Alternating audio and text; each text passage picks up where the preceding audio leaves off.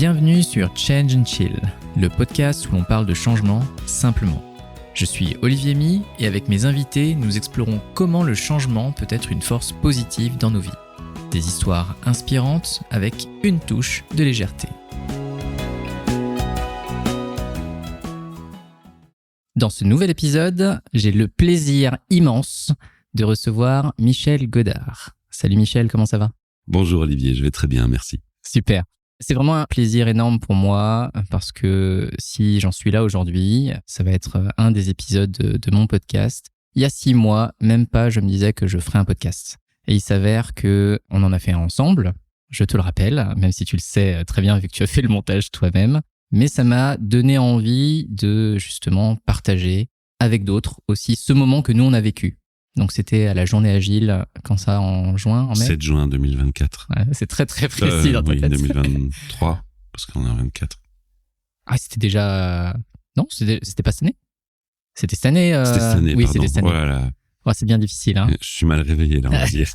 Bon, je viens de passer un week-end à Paris, pas de Paris, donc forcément... C'est pour ça, mais tu pourras nous en parler par la suite. Et effectivement, se former au podcast avec toi a été une révélation. Et du coup, je voulais, avant de démarrer tout ça, t'en remercier, encore une fois. Il faut pas me remercier. Pour toute cette expérience-là.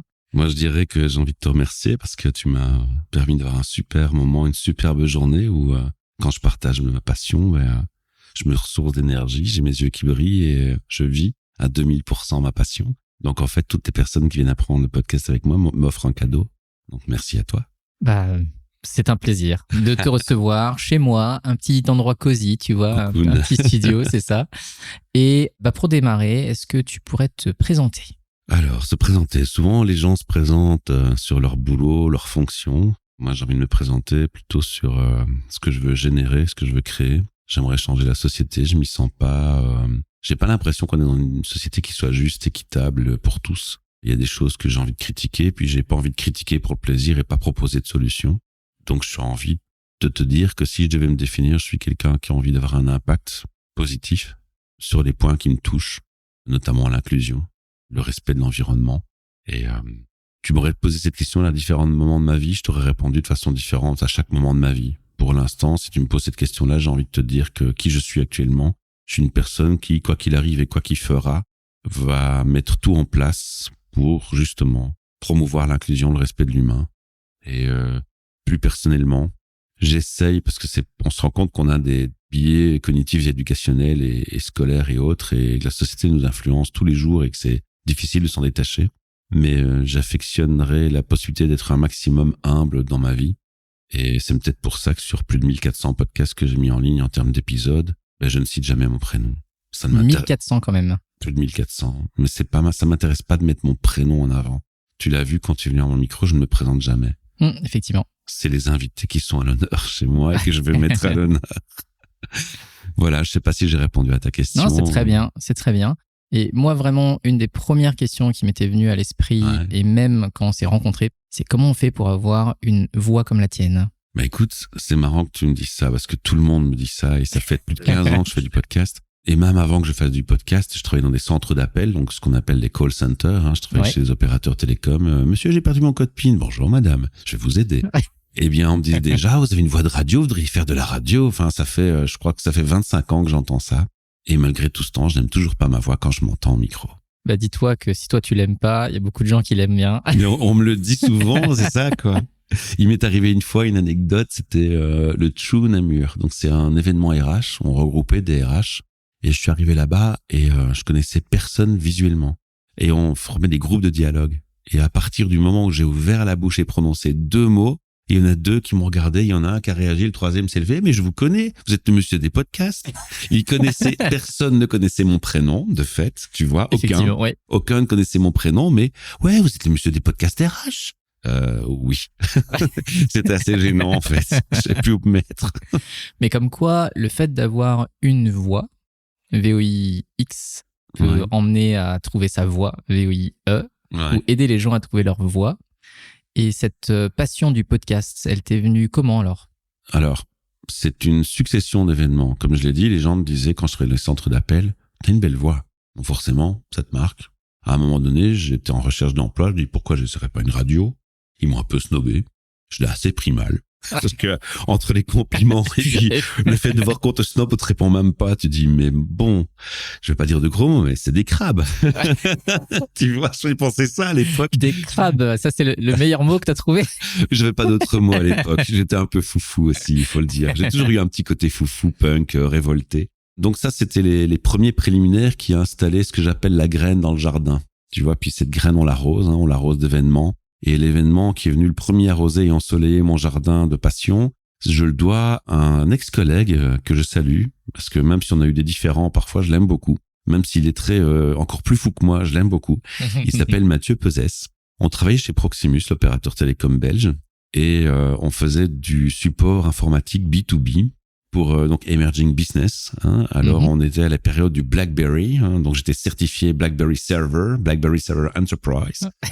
On faisait du support dans les 3 langues et on était une bande de geeks, mais fous quoi. Et ça, on en parlera peut-être, c'est dû à mon parcours parce que j'y connaissais rien en informatique moi au départ. Il y a de belles histoires, je crois. Tu me diras.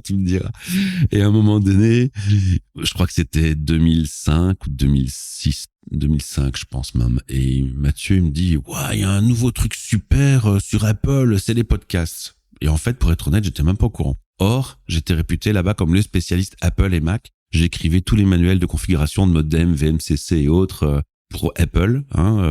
C'est moi qui écrivais tous les modes d'emploi et tout là-bas et qui faisait le support et qui faisait les tests avec les machines Mac, quoi. Tu vois, parce que je m'étais spécialisé là-dedans dans mon histoire. En plus. Voilà. Et honte à moi, ça je connaissais pas parce qu'en fait je m'intéressais pas à la partie média. Je m'intéressais à la partie TCP/IP, connexion, interconnexion, routage.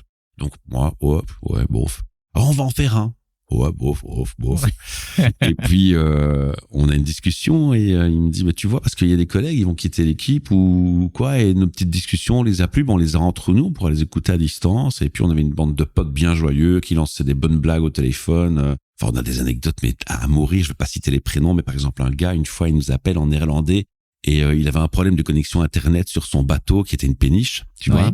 Et pour lui, c'était important. Et le collègue en question comprenait bien son attente, mais il avait des difficultés à l'aider parce qu'il y avait certains critères qui étaient là, qui rentraient en compte. Il voulait pas comprendre. Et tu sais qu'en Belgique, il y a des petits conflits flamands-wallons, tu vois, le français, le néerlandophone parfois. Et il commence à jouer sur cette tension. Et puis avec son accent néerlandophone, il dit moi, j'ai pas de business, pas. Donc ouais, mais moi j'ai un bateau d'affaires ici, hein.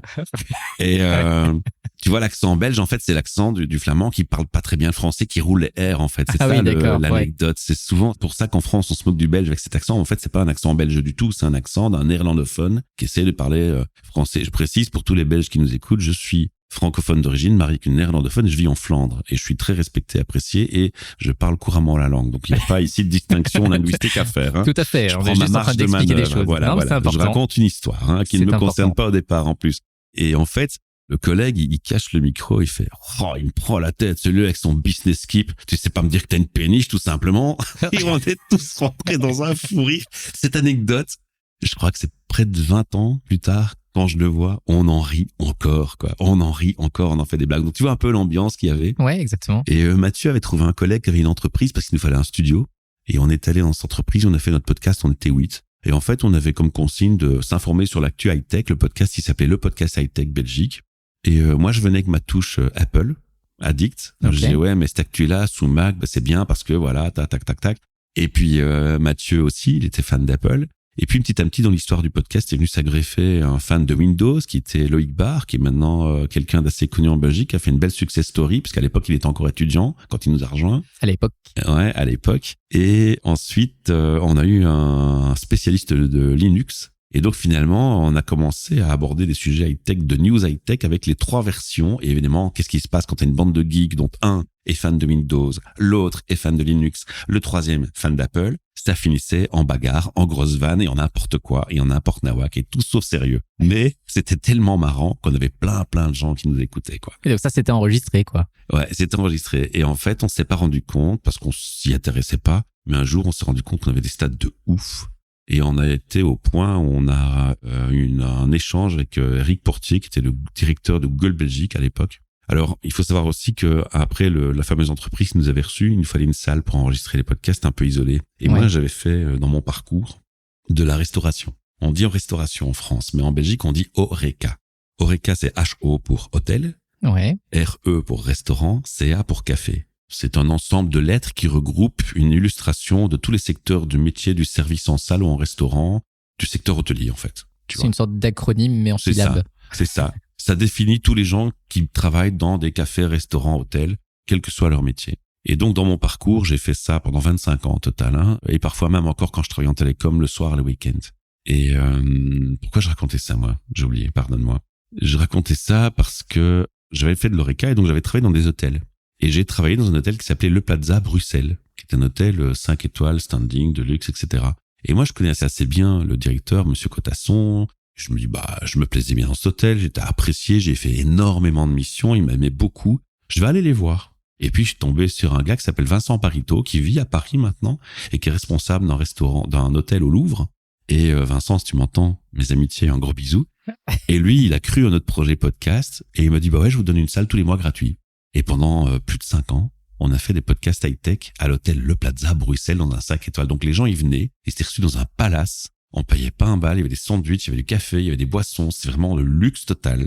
Et on parlait de techno autour de la table. Et tous les mois, on enregistrait 4-5 épisodes, puis on les répartissait un par semaine. Et voilà, c'est comme ça que le podcast a commencé à devenir très, très sérieux. Et donc, Éric Portier, on l'a reçu au Plaza Hotel avec les grandes formes, hein, parce qu'on avait convenu que l'hôtel, qu'on aurait un maître d'hôtel dans la salle d'enregistrement, une table dressée dans la salle d'enregistrement, quand même, s'il vous plaît. Ouais. Désolé, hein, là, c'est vraiment une toute petite table avec des petits verres d'eau. Non, s'en fout. Mais je te situe le contexte. Et il était venu annoncer dans notre podcast l'ouverture du data center de Saint-Guilain dans la région de Mons. Suite à ça, on a été invité en VIP à l'ouverture des bureaux qu'ils ont ouverts à Bruxelles. Et ensuite, on a encore fait un événement. J'avais regroupé un lycée de Lille, le lycée Saint-Paul de Lille. Je bonjour à ces étudiants qui se reconnaîtront, qui ne sont certainement plus étudiants maintenant à l'époque. J'avais regroupé des étudiants là-bas. J'avais regroupé le directeur de Google Belgique. À l'époque, il y avait un réseau qui ressemblait à LinkedIn qui s'appelait Viadeo. Tu as connu? Ah oui, j'ai connu de loin. Eh bien, j'ai reçu le directeur de Viadeo avec le directeur de Google Belgique et ses étudiants en marketing pour qu'ils puissent, au micro d'un podcast, poser leurs questions, avoir un échange avec ces gens, quoi. C'est génial. Comme quoi, ça a pris vraiment de l'ampleur très vite. Oui, à un tel point, quand je me suis marié, l'hôtel m'a offert mon mariage. Ah oui? Ouais, parce qu'ils avaient plein de retours, et quand j'ai demandé un devis, ils m'ont juste laissé payer la nourriture, j'ai eu la salle gratuite, j'ai eu plein de trucs gratuits. Incroyable. J'ai eu la suite présidentielle, j'ai des photos de mariage qui feraient rougir n'importe qui de jalousie. Ouais. Et tu as fait un podcast pendant ton mariage? Non. T'es pas allé jusque-là? Je suis pas allé. Là, je crois que mon épouse actuelle m'aurait maudit. Elle n'aurait pas eu bon, je crois. Déjà que j'avais commencé un peu à faire des trucs un peu qui me ressemblent. Qui te ressemblent, oui. Comme j'ai fait de la restauration, j'ai décoré moi-même les tables, donc j'ai fait des pillages de serviettes en forme de bateau. Ouais. Et au centre, les fleurs, j'avais été chercher moi-même les fleurs chez le fleuriste, je les ai coupées moi-même, je les ai mis dans un vase au centre, mais ce vase était dans un autre vase en forme de couple plate, dans lequel j'ai mis de l'eau et un poisson rouge, un poisson noir. Mais ça nous obligeait, vu la quantité d'eau, pour ne pas faire souffrir les poissons, à toutes les 2 heures, changer les poissons, les mettre dans un aquarium de réserve et puis en mettre de nouveau. Et donc, pendant le repas de mon mariage, moi, je m'amusais à faire le tour des tables, avec prendre ma petite épuisette, les 2 poissons, les changer, leur eau, pour qu'ils souffrent pas, et remplacer. Mais la déco était chouette, quoi. Elle a été marquante. Bon, voilà. C'est sûr que je pense il y a pas beaucoup de mariages ou de mariés qui font ça. Non. Donc, quand je dis que je suis un peu foufou, tu comprends mieux maintenant. Exactement. Et je pense que justement, c'est le parcours de chacun qui fait que aujourd'hui tu as ton style quand tu fais du podcast et que tu partages ce que tu as envie dans le podcast. Et dans les échanges qu'on a eus, on se connaît un petit peu. Tu m'as partagé pas mal d'expériences du passé et tu l'as évoqué tout à l'heure, tu as fait plusieurs métiers. Et donc du coup, c'est quoi tous ces métiers que tu as fait? Donc tu parles de Horeca, il y a d'autres choses que tu as faites dans le passé qui ont peut-être eu un impact sur qui tu es aujourd'hui? Côté perfectionniste m'est venu du métier de boulanger-pâtissier. J'ai commencé le métier de boulanger-pâtissier, j'avais 16 ans et demi, 17 ans. Boulanger-pâtissier, et c'était quelque chose que tu avais choisi, que... Alors, je vais pas rentrer dans ma vie privée au micro. Ouais, bien sûr. Je sais surtout que c'est pas un parcours qui est chouette, c'est un peu pénible. Donc, pour faire court, je vais te donner une image. Pour ceux qui connaissent pas, ils vont chercher sur Google et tu tapes Goya, Saturne dévorant son fils. Goya a eu 2 périodes. En tant qu'artiste, il a eu une période assez joyeuse où il a peint l'ombrelle, par exemple, la dame à l'ombrelle. Et puis, il a eu une période très noire parce qu'il était atteint d'une maladie qui lui faisait avoir des délires et il peignait des toiles très, très sombres. Une de ses plus belles œuvres, à mes yeux, c'est Saturne dévorant son fils. Et pourquoi? Parce qu'en fait, cette toile illustre toute la souffrance que représente ma vie jusqu'à mes 16 ans, jusqu'à ce que je sois à la rue, par mes parents, en gros. Et puis, ben voilà, je ne vais pas rentrer trop dans les Ouais, détails. sans Mais problème, donc, du ouais. coup, j'étais obligé de travailler très tôt parce qu'il y a une question de survie. Bon, c'était payer mes études, aider mes parents, puis se retrouver tout seul. Puis, j'ai dû héberger ma sœur et j'étais émancipé pour éduquer ma sœur. Donc là, j'ai dû encore travailler plus, à un tel point qu'à la fin, je finissais par aller bosser la nuit dans la boulangerie et j'allais à l'école le jour. D'accord. Et du coup, ce boulot à la boulangerie, tu l'as trouvé, c'est une Par des profs personne... qui avaient un peu pitié de ma situation, qui se rendaient compte qu'il y avait pas mal de choses que... Alors, moi, je vais préciser quand même un truc, c'est souvent on se dit, ouais, les profs, ils se rendaient compte de certaines choses et ils avaient l'impression d'avoir une pitié un peu malsaine, comme ça, ils voulaient m'aider. Donc, d'un côté, tant mieux. Moi, je me rendais pas compte de ça à l'époque, c'est avec le recul, je m'en rends compte. Ouais. Mais je me dis, en fait, j'étais pas malheureux. Parce que tout ce que je vivais était normal, je connaissais rien d'autre. Mhm. Tu vois, quand tes parents t'ont jamais fait la bise une seule fois dans ta vie, pour toi, c'est ta normalité, tu souffres pas. Ça n'est rien d'anormal. Par contre, quand tu rentres dans la vie adulte, tu rencontres ta première compagne et qu'elle fait la bise à ses parents et que t'as un malaise parce que tu crois que c'est de l'incest. Là, tu te rends compte qu'il y a quelque chose Là, peut-être tu un peu commences à avoir des d'étrange, ouais. souffrances. Alors, Mhm. de cette période assez sombre, parce que moi, je viens des cités sociales finalement. Donc, Mhm. j'ai dû abandonner mes études d'infirmier gradué, j'ai dû les abandonner. Bah, il a fallu que je travaille. Et donc, j'avais appris à travailler grâce à la boulangerie. Puis, j'ai fait des plongeurs dans des restaurants. Ouais. J'ai fait du porte-à-porte pour vendre du papier cul. Du porte-à-porte pour vendre du papier cul. Ouais. Et puis, j'ai fait Est-ce que des t'étais enquêtes. bon ou pas? Pas très bon en Pas très bon. porte-à-porte. J'ai fait des jobs genre enquête, satisfaire. Je m'étais déposé des produits chez les gens, puis je devais venir la semaine d'après. Alors vous avez consommé le produit, vous avez aimé, mettez une cote, etc. Enfin, Ah tous ouais, d'accord. les Ouais. jobs les plus pourris du monde que tu peux imaginer. En gros, je vais faire court. J'ai eu 168 employeurs entre mes 16 et 25 ans et j'ai eu 7 métiers différents. 168. Alors, Employés. les gros jobs, ça a été beaucoup dans l'Oreca. Ouais. Mais l'Oreca, déjà, ça c'est anecdotique parce que je suis allé chez Manpower. J'arrive à Bruxelles, je m'inscris Manpower. Vous voulez faire quoi? Ah, bah, je veux travailler. Je travaillais à Mons dans un restaurant chez Marshall. Je faisais la vaisselle.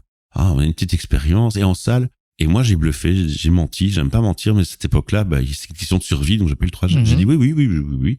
Alors, il pose des questions du genre, tu sais servir à la torpille? Donc là, servir à la torpille, c'est un plateau ovale que tu passes entre les gens et tu sers avec tes couverts, cuillères, fourchettes. Tu prends les mets entre les deux et tu sers sur l'assiette des gens. Ah oui, d'accord. Mais il faut être doué, quoi. Mais moi, je comprenais même pas c'était quoi le terme torpille. Je me dis, je sais pas de quoi il me parle, mais à mon avis, c'est un truc pour envoyer tes plats vite. Ouais, je sais faire, pas de problème. Ok. Je sais tout faire, de toute façon, s'il faut. Voilà, en fait, je disais oui à tout et j'ai eu de la chance. Le gars n'était pas très regardant, puis il m'a envoyé pour mon premier service en extra. Donc, on appelait extra des soirées où tu travailles genre 4 heures, tu te dépannes, Ouais, le manque de c'est ça, personnel face à un gros banquet, et puis tu rentres chez toi. Et quand j'ai compris c'était quoi la torpille, j'ai dit oh mon Dieu, comment je vais faire? T'as vu des gens faire, c'est ça? Ah ouais. Alors d'abord, il faut savoir que le truc ça sort mais bouillant directement du four sur une plaque de transition vers les serveurs. Les serveurs, ils apprennent à mettre 4-5 serviettes pour ne pas se brûler le bras parce que ça sort du four. Oui, effectivement, ouais. Donc ils le posent sur ces serviettes. Alors déjà tenir un plat, c'est déjà pas facile. Honnêtement, c'est pas facile. Forme-là. Mais en plus, ça glisse sur les serviettes, c'est bouillant, t'as pas intérêt à te... Alors, c'est que sur les serviettes, il n'y a pas de Bah, si tu plateau mets pas sur de les serviettes, serviettes. t'es brûlé. Ouais. Non, mais je veux dire, c'est pas, tu mets pas les serviettes et ensuite un plateau dessus et ensuite tu mets les plats. Tu mets les serviettes et directement tu mets les plats dessus. Donc c'est un plateau où, par exemple, t'as toutes les pièces de viande. Puis t'as une autre torpille, c'est tous les légumes, tu vois. Ah oui, c'est ça, oui. Donc et c'est donc quand chaque même un serveur plateau, va partir ouais. une partie. Donc tu sors le truc, mais ça sort bouillant du four. Ouais. Tu mets la main, si tu mets la main sans une serviette, t'es brûlé, t'as des cloches au doigt, ça c'est clair. Ouais. Donc tu te rends bien compte que porter ça, c'est chaud. Ah oui, c'est chaud Voilà. dans tous les sens du Dans terme. tous les sens du terme. Et donc tu mets 4-5 épaisseurs là, et puis tu prends ton plat, ça doit être joli, ça doit être bien présenté, puis tu vas entre les gens. Alors les gens, quand ils sont à table, ils vont forcément faire attention à toi, ils parlent, ils font des grands gestes, donc c'est du sport, c'est folklorique, il faut réussir à faire ta place, à passer entre eux, qui voient le plat, et quand ils sentent de la chaleur, ils se reculent d'eux-mêmes, ils sont un peu impressionnés que waouh, toi tu le tiens le plat en plus. Ouais, effectivement. Mais ça ne leur donne pas envie d'accélérer le rythme. Ils prennent leur temps pour choisir leur pièce de viande. Et puis toi, tu dois devenir très rapidement doué et mettre les trucs sur l'assiette. Sauf que moi, comme j'ai aucune expérience, boum, ça glissait, ça tombait sur la robe de la dame. Donc, c'était une catastrophe, ce truc. Je suis parti, je me dis, ils me rappelleront plus jamais. Le lendemain, l'agence m'appelle. Ouais, ça s'est bien passé hier, ils étaient contents de vous, vous pouvez retourner aujourd'hui. Et finalement, après 3 fois, j'arrive à gérer le truc. Et puis ainsi de suite, j'ai appris un métier. Et donc, en changeant énormément d'employeurs dans l'Oreca. Pourquoi je parle de tout ça? Je me suis rendu compte que je pouvais apprendre un métier où je ne connaissais rien au départ et très très vite. Alors l'Oreca, l'inconvénient, c'est que c'est des 17 heures par jour, service coupé, pas de week-end, pas de jour de fête, t'as pas de vie. T'as un no life. Concrètement, c'est ça. En tout cas, à l'époque, moi, je le faisais. Et les syndicats, en tant qu'extra, t'oublies. Donc, qu'est-ce que j'ai fait? À un moment, j'ai commencé à saturer parce que je tenais pas un couple plus de 2 mois. Donc, c'est la nana, elle voyait jamais son mec, elle se casse, quoi. Ouais, je comprends. Donc, je suis retourné vers l'agence d'intérim et je leur ai dit, vous êtes content de moi? Donc, j'avais déjà quand même quelques années de paquets d'extra faits avec eux. Donc, toujours la même, hein. Oui, toujours Manpower. Mais je travaillais pour d'autres, mais essentiellement Manpower en priorité. Et je leur ai dit, si vous êtes content de moi, maintenant, il faut peut-être m'aider parce que moi, je veux changer de métier. Et, ouais, mais qu'est-ce que vous savez faire d'autre? J'ai de la tchatch. Dans la restauration, les gens, quand ils se plaignent, il faut savoir avoir du répondant. Moi, je peux répondre à tout, quoi, et improviser, je peux réagir. Je suis inventif, créatif. Ça va me servir à quelque chose, ça, quand même. Et puis, moi, j'ai entendu parler des gens qui aident les autres quand ils ont des codes perdus dans les GSM, là, et tout. Moi, j'aimerais bien faire ça, je fais. Et ils me disent, écoutez, ça tombe bien, on a Belgacom qui cherche des call center agents. Vous savez utiliser un ordinateur? Qu'est-ce que j'ai fait, tu crois? Bien évidemment. Mais bien évidemment. Je voyais un ordinateur devant moi, je voyais qu'il avait un clavier. J'avais pas remarqué qu'il y avait une souris, je savais pas ce que c'était une souris. Tu vois, je savais pas du tout ce que c'était une souris. Et je voyais que le tapoter, je dis, tapoter sur un clavier, je suis pas mongol, je sais le faire, quoi. Donc c'est bon. Ouais, ça va, allumer un écran, je sais le faire. Ouais, pas de problème. Écoutez, alors on va vous envoyer, mais je vous préviens, c'est qu'une mission de 3 mois, vous la prenez quand même. Donc en fait, c'était la mission la plus pourrie qu'il y avait. Ouais. Mais parce que je l'acceptais, c'était facile. Mais pour toi, c'était l'opportunité de changer de domaine? Parce que sinon, tu aurais pu très bien continuer à faire de l'Horeca. Et j'ai continué d'ailleurs, parce qu'il fallait que quand j'ai pas de boulot, je dois arrondir les fins de mois qui étaient plus difficiles, j'ai encore ça. Vu mon parcours, j'avais quelques dettes qui s'étaient installées par défaut, vu le parcours. Ouais. Et donc là, c'est l'opportunité de voir autre chose. Et donc là, on est en 2000. Donc moi, j'ai arrêté l'école en 92, donc en 92 pour les Français. Merci beaucoup. Et en 2000, j'arrive là-bas. Et puis je m'installe. Et puis t'as mes collègues qui me regardent et ils me disent, il y a beaucoup d'appels, hein. Boot. Puis un long silence. Je dis, qu'est-ce que c'est que ce dialogue? Enfin, tu vois, dans ma tête, il y a ce genre de chemin qui se faisait, je comprenais rien, puis j'attendais, j'étais hyper embêté, je dis là, je fais une gaffe, il y a un truc qui va pas, qu'est-ce que je fais? Ils me regardent tous, donc il y a un problème, quoi, tu vois. Et il me refait plus énervé, à ton limite agacé, mais bout, on n'a pas le temps. Ok. Et alors, il voit que j'hésite un peu. Ouais, allume l'ordinateur. Sorry, je t'ai distrait. Oui, bien sûr, bien sûr. Et moi, j'allume l'écran, parce que c'est la seule chose que je vois. Et j'ignorais totalement qu'il y avait une tour en dessous. Mais alors totalement. Et puis je vois une souris, mais je savais pas que ça s'appelait une souris, je savais pas ce que c'était. Donc je vois le clavier. Voilà. Et je vois que le rond, il devient orange. Et puis qu'il se passe rien, ça reste tout noir. Mais l'autre, il est occupé qu'un appel, il prenait déjà des appels, il commençait déjà à travailler. Ouais. Et puis à un moment, il a le client qui raccroche, il se retourne. Il voit avec les yeux en panique. Mais t'as pas encore booté? Je dis, mais si, ça marche pas, c'est pas de ma faute. Il change de place, on n'a pas le temps. Donc je change de place. Même histoire, scénario stupide. Franchement, il est quoi être honteux, je suis pas fier de raconter ça, mais je sais pas pourquoi je te raconte ça. Et mais c'est marrant, c'est assez marrant. Et puis ça s'est reproduit 3 fois. Et puis j'entends le manager qui vient vers moi, qui me dit, bon, on a un petit comique dans l'équipe. Il allume la tour et là je réalise, merde, le con, j'avais pas vu qu'il y a une tour en dessous. Et là, je comprends que et là, ça s'allume et puis il me demande un login. Donc, deuxième instant de panique. Et c'est quoi? Mais là, heureusement, apparemment, c'est normal que je pose la question parce qu'il est venu avec une feuille, il m'a donné login, mot de passe. Alors, tu vois, comment je fais un 3? Et ce symbole-là, c'est quoi? Et là, le manager, il commence à piger. Et je le vois retourner à son bureau et je l'entends appeler Manpower. Dites, le guignol que vous m'avez envoyé, demain, il vient plus, hein. Et là, j'étais effondré, quoi. Effondré. Il a dit autrement, mais j'avais compris le scénario. Oui. Et puis les collègues, ils étaient avec des yeux, mais stupéfaits qu'on puisse envoyer un gars comme moi en train d'appeler. Improbable, hein. C'est vraiment totalement improbable. Et le premier client qui décroche, alors auditeurs et auditrices, s'il vous plaît, si vous êtes sensible aux gros mots, fermez les oreilles. On ne se censure pas ici. Non, mais je vais pas dire les gros mots, mais je te jure, le premier appel que j'ai pris, le gars, il était vénère. Je crois que sur 60 secondes, il m'a lancé, j'exagère, mais 120 gros mots. Il était vraiment énervé. Bande de fils de, ces belles gars cons. Enfin, j'ai eu le droit à tout, quoi, à tout. Et moi, je reste zen. Long silence. Et je l'écoute. Et puis, je laisse encore un long silence. Et là, j'entends le gars tout d'un coup. Monsieur, vous êtes encore là? Monsieur? Je dis, oui, je vous écoute. Et je vous comprends. Et non seulement je vous comprends, je suis votre meilleur allié. et je vais tout faire pour vous aider. Mais il faudrait d'abord arrêter de crier sur moi, de m'insulter. S'il vous plaît. Il faut vous calmer peut-être un petit peu parce que ça va pas vous aider à moins de vous rendre malade. Et quand je comprendrai mieux, parce que vous aurez arrêté de vous énerver, ben je vais pouvoir prendre les choses dans l'ordre et vous aider dans l'ordre avec toutes mes capacités, mais ma volonté, elle est là. À vous de voir. Vous la voulez, ma volonté, ou vous ne la voulez pas? Préférez-je passe à un collègue ou rappelez plus tard quand vous êtes calme? Ouais, non, c'est vrai. Et Eric commence à m'expliquer son problème. On m'a vendu une ADSL, on m'a dit que c'était ça et c'est pas ça. Et alors j'ai une adresse IP dynamique et je voudrais une adresse IP fixe. Et là, je réalise qu'en fait, mon enfer ne fait que commencer parce que IP, mais de quoi il me parle? Et dynamique et fixe, mais de quoi il parle? Il a pas une adresse. Je dis, c'est quoi votre adresse? D'ailleurs, le réflexe, je me dis, il parle, il déménage. Alors, je pose des questions, genre, vous avez déménagé? Et par chance, il dit, oui, effectivement, j'ai déménagé. Et en fait, c'était la clé du dossier. Il y avait eu un déménagement et tout. Comme quand on utilise les mêmes termes pour des choses différentes. Ouais.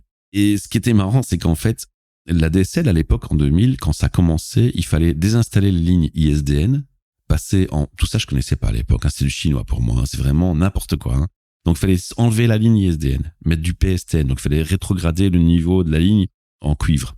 Et puis, il fallait installer un modem, il fallait faire venir un technicien. Et puis, parfois, il y avait un centrale téléphonique à démonter. Donc, en fait, en termes de quantité d'ordre de travail, il y avait une conséquence, c'est qu'il y a deux types de techniciens différents. Celui qui routait le télécom et celui qui faisait l'installation. Donc, c'est le jointeur, etc. Aussi, parfois, même quand il y avait des travaux à faire dans la rue, ça montait encore plus loin. Et donc, le système, à l'époque des télécoms classiques, il était pensé pour encoder, pour 4 millions de clients et plus, 3 ordres de travail maximum sur un profil client. Et là, tout d'un coup, avec cette technologie, il se retrouvait parfois avec 6, 7 ordres de travail. Donc, qu'est-ce que faisait l'opérateur? Il passait par le vieux système, le fax. Et un fax, ça se perd. Et parfois, les commandes, elles arrivaient jamais. Et alors, les gens, ça les rendait, mais agressifs, quoi. Parce que leur temps d'attente était très long. Parfois, ils avaient des business en jeu, quoi. Donc, tu comprenais que tu te faisais insulter, mais de tous les noms, quoi. Et le gars qui venait d'appeler l'agence d'intérim, quand il m'a entendu gérer l'appel avec ma chat et tout ce que je disais au gars, il a rappelé, il me dit « Non, ça va, on va le garder, on va le former. » Voilà. Et finalement, après mes 3 mois, non seulement j'ai pas été licencié, mais ils m'ont engagé. Et quelques années plus tard, je suis devenu responsable d'équipe. Comme quoi, ta voix et tout ce qui vient avec... Ça, c'était mon arme. Ce coup-là, c'était mon arme. Ouais. Ça a été une arme. Et là, j'ai réalisé de mon pouvoir sur la voix, avec la voix. C'est quand même dingue, hein. C'est quand même dingue. Et moi, je suis fasciné par toutes ces histoires. C'est la première fois que je raconte ça aussi loin en micro. Eh bien, merci pour cet honneur, en tout cas. Mais c'est vrai qu'il y a une dimension, et tu la racontes d'une manière joyeuse, en fait, à ta manière, parce que tu regardes peut-être en arrière, et puis autant la regarder sous cet angle-là. Mais je trouve qu'il y a énormément de leçons derrière ça. Ça veut dire que tu pars d'où tu pars. Il y a un moment donné, t'as pas eu peur de te lancer dans une aventure où tu n'y connaissais rien. Je veux dire... Je suis pas fier des mensonges, J'avoue que c'est pas dans mes valeurs. Donc, c'est des trucs que j'étais forcé de faire parce que j'ai pas le choix. Et ça, c'est le plus dur qui me reste sur la conscience. Et je pense que, au-delà de dire est-ce que c'est bien ou pas bien, tu vois, parce c'est ça souvent qui touche les personnes à l'intérieur, c'est que tu l'expliques très bien, il y a un cas extrême où finalement tu n'as trompé personne au sens où tu as donné tout ce que tu avais aussi après pour répondre à la demande. Je pense que c'est ça aussi qui est important. Dans mon esprit, c'est ça. Dans mon esprit, j'étais clairement en train de faire une promesse que je ferais de mon mieux à Cortoltech aux personnes. Et pour moi, c'est ça qui est important. C'est-à-dire que si tu es là et finalement tu profites du système en ayant en plus trompé la personne pour les compétences que tu as ou que tu as pas, etc., je trouve que c'est beaucoup plus grave que ce que tu as fait ou tu as fait de ton mieux et tu aurais accepté et assumé les conséquences derrière. Ah oui, clairement. Si il t'avait viré là-bas, tu serais parti et tu aurais dit au revoir. J'ai essayé, j'ai raté, je cherche ailleurs. J'ai essayé, etc. quoi. Même si, entre guillemets, on pourrait toujours discutailler sur ouais, mais ça coûte, etc. Mais regarde le résultat, c'est quand même que non seulement tu leur as apporté une compétence qu'ils n'avaient pas peut-être cherché, d'avoir une capacité de pouvoir prendre des appels, de pouvoir avoir ce calme. Quand t'as quelqu'un qui te crie dessus, c'est pas tout le monde quand même qui peut rester calme. Mais suite à ça, j'ai fait presque 15 ans de centre d'appel et il faut savoir qu'il y a un turnover énorme dans ce secteur et que les gens, après 2 ans, ils veulent plus entendre de centre d'appel. Enfin, ceux qui ne sont pas fine-tunés pour ça dans l'esprit, avec le bon mindset, ces gens-là, ils tiennent 2-3 ans puis ils craquent, quoi. Des gens qui tiennent plus longtemps, il y en a beaucoup, mais il faut vraiment avoir ça dans le sang, quoi. Ouais. Et moi, je dois dire, si demain j'étais dans une situation où je suis en difficulté, qu'il me faut un job d'urgence, je suis capable de refaire ce job et de le faire pendant longtemps sans problème. Pour moi, c'est un jeu, c'est gai, quoi.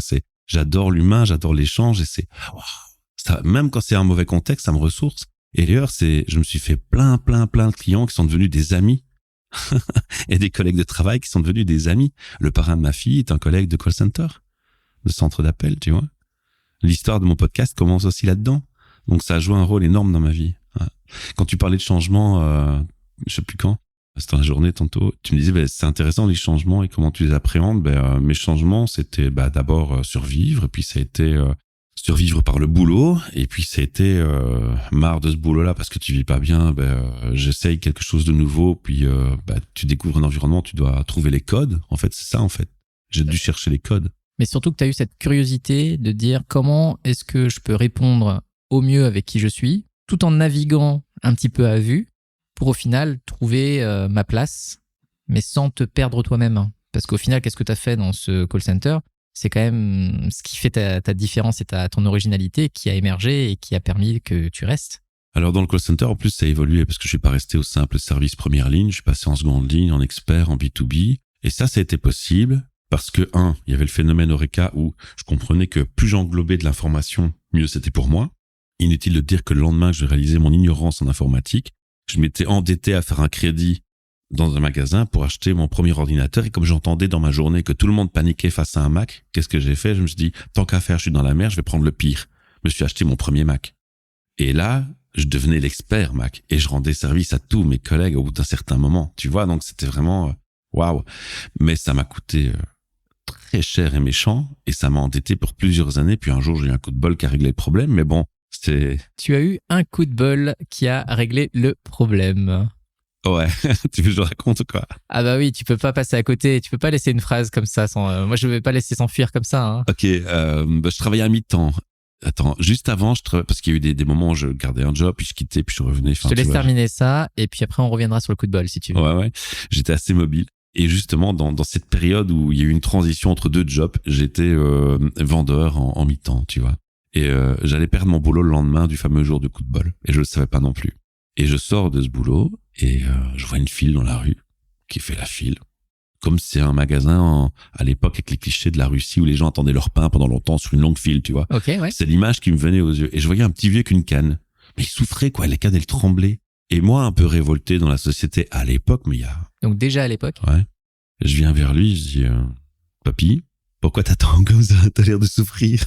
Assieds-toi, il y en a pas un là qui peut lui donner une chaise à ce monsieur. Enfin, tu vois, un peu plutôt quand même bienveillant, mais provocateur. J'aimais bien provoquer.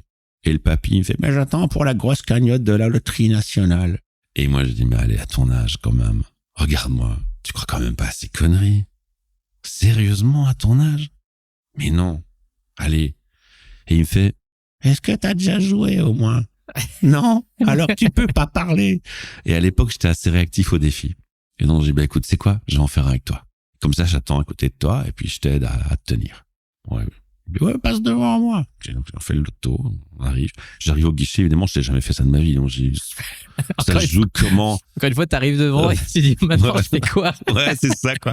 J'ai dit, bon, on joue comment ce truc? J'y crois pas, mais je vais faire plaisir à monsieur, là. Le guichetier me dit, ouais, tu fais 6 croix. Moi, je ferme les yeux, je fais 6 croix. Et t'as le petit vieux, il me tape sur l'épaule, il me fait, mais tu joues pas le jeu, tu fermes les yeux. Je fais, papy, arrête, tu vois bien que j'y crois pas, quoi. Non, je ferme les yeux, je fais 6 croix.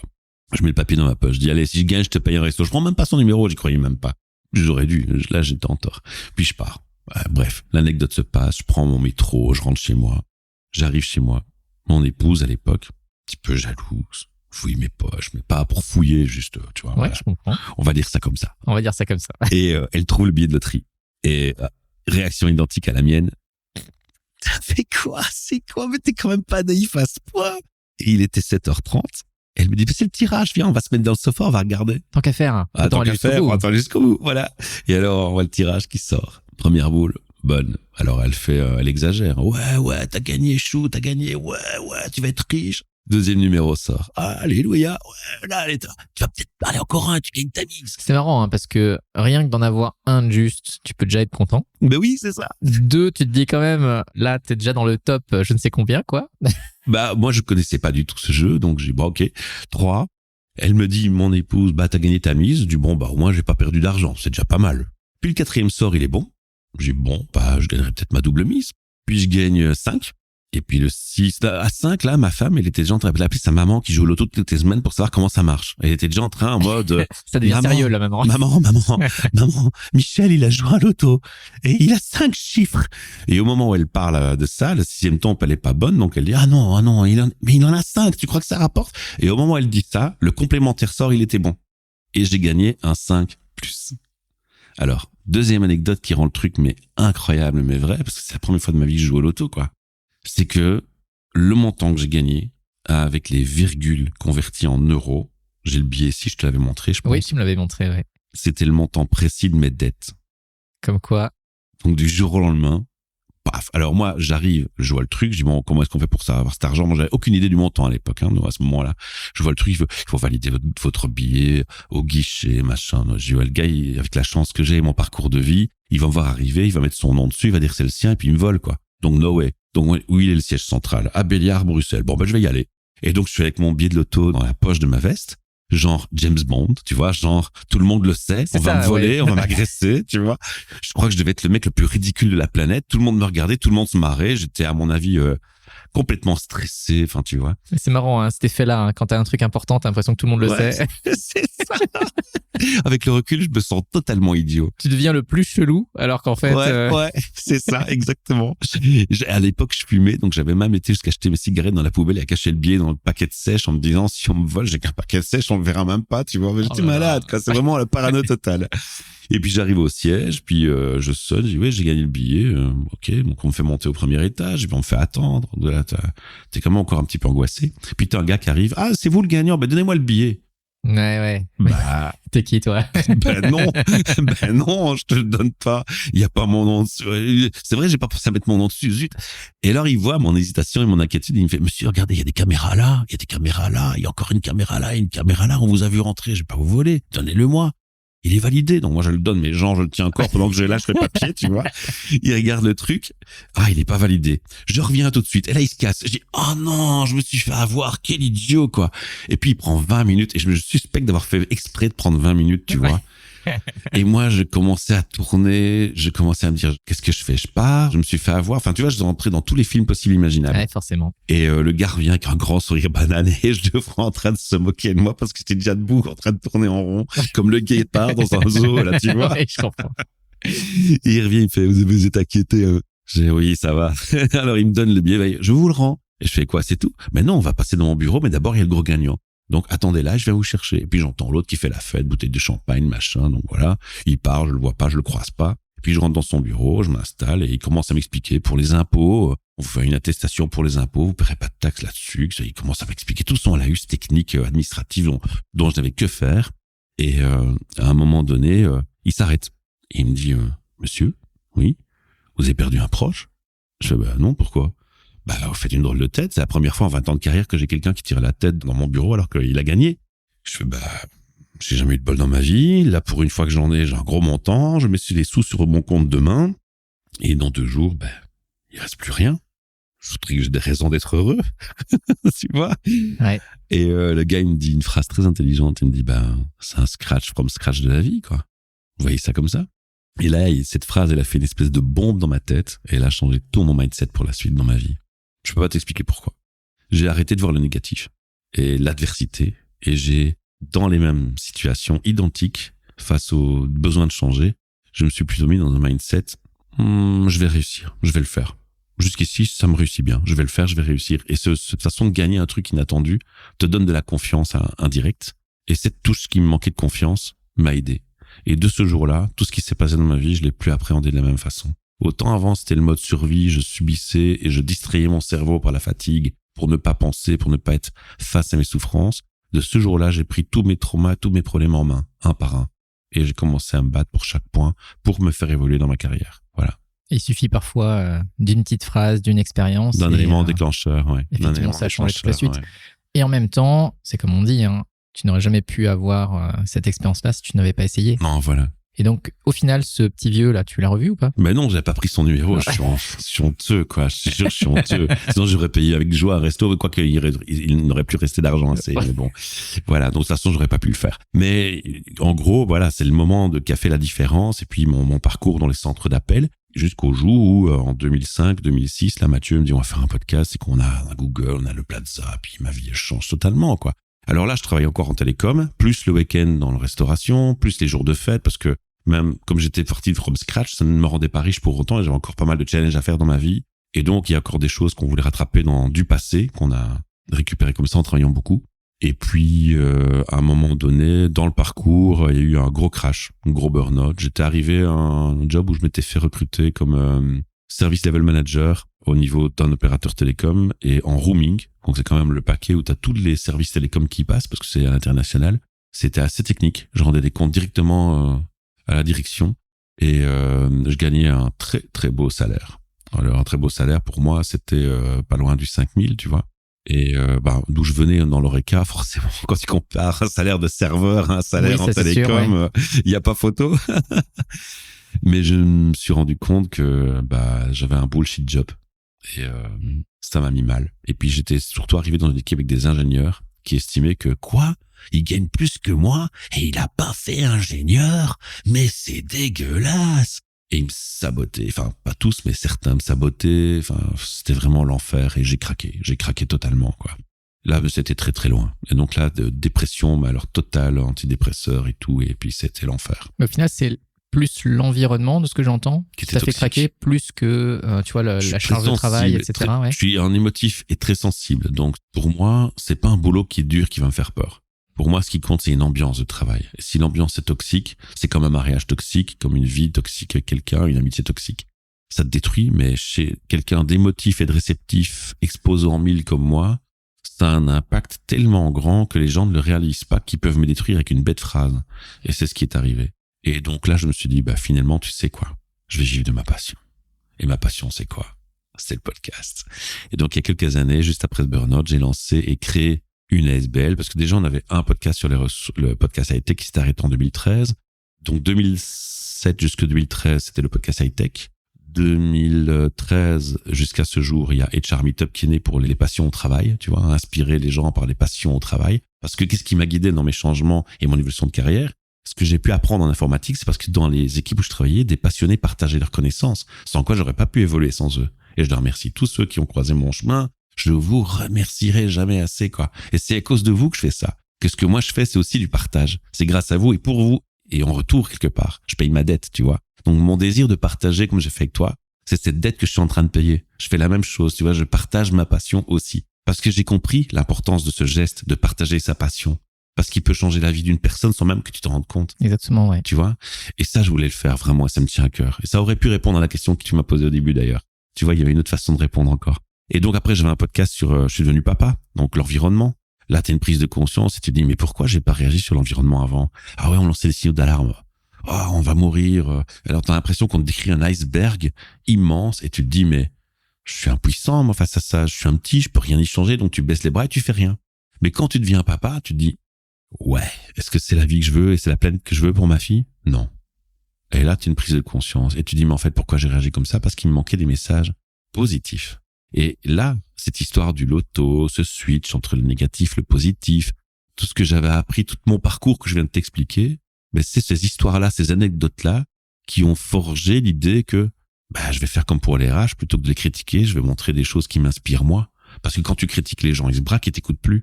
Mais quand tu montres des choses positives, tu les inspires et ils changent, ils t'écoutent d'abord. C'est comme des gens racistes. J'étais antiraciste depuis toute mon enfance. J'ai toujours lutté contre le racisme depuis que je suis plus jeune.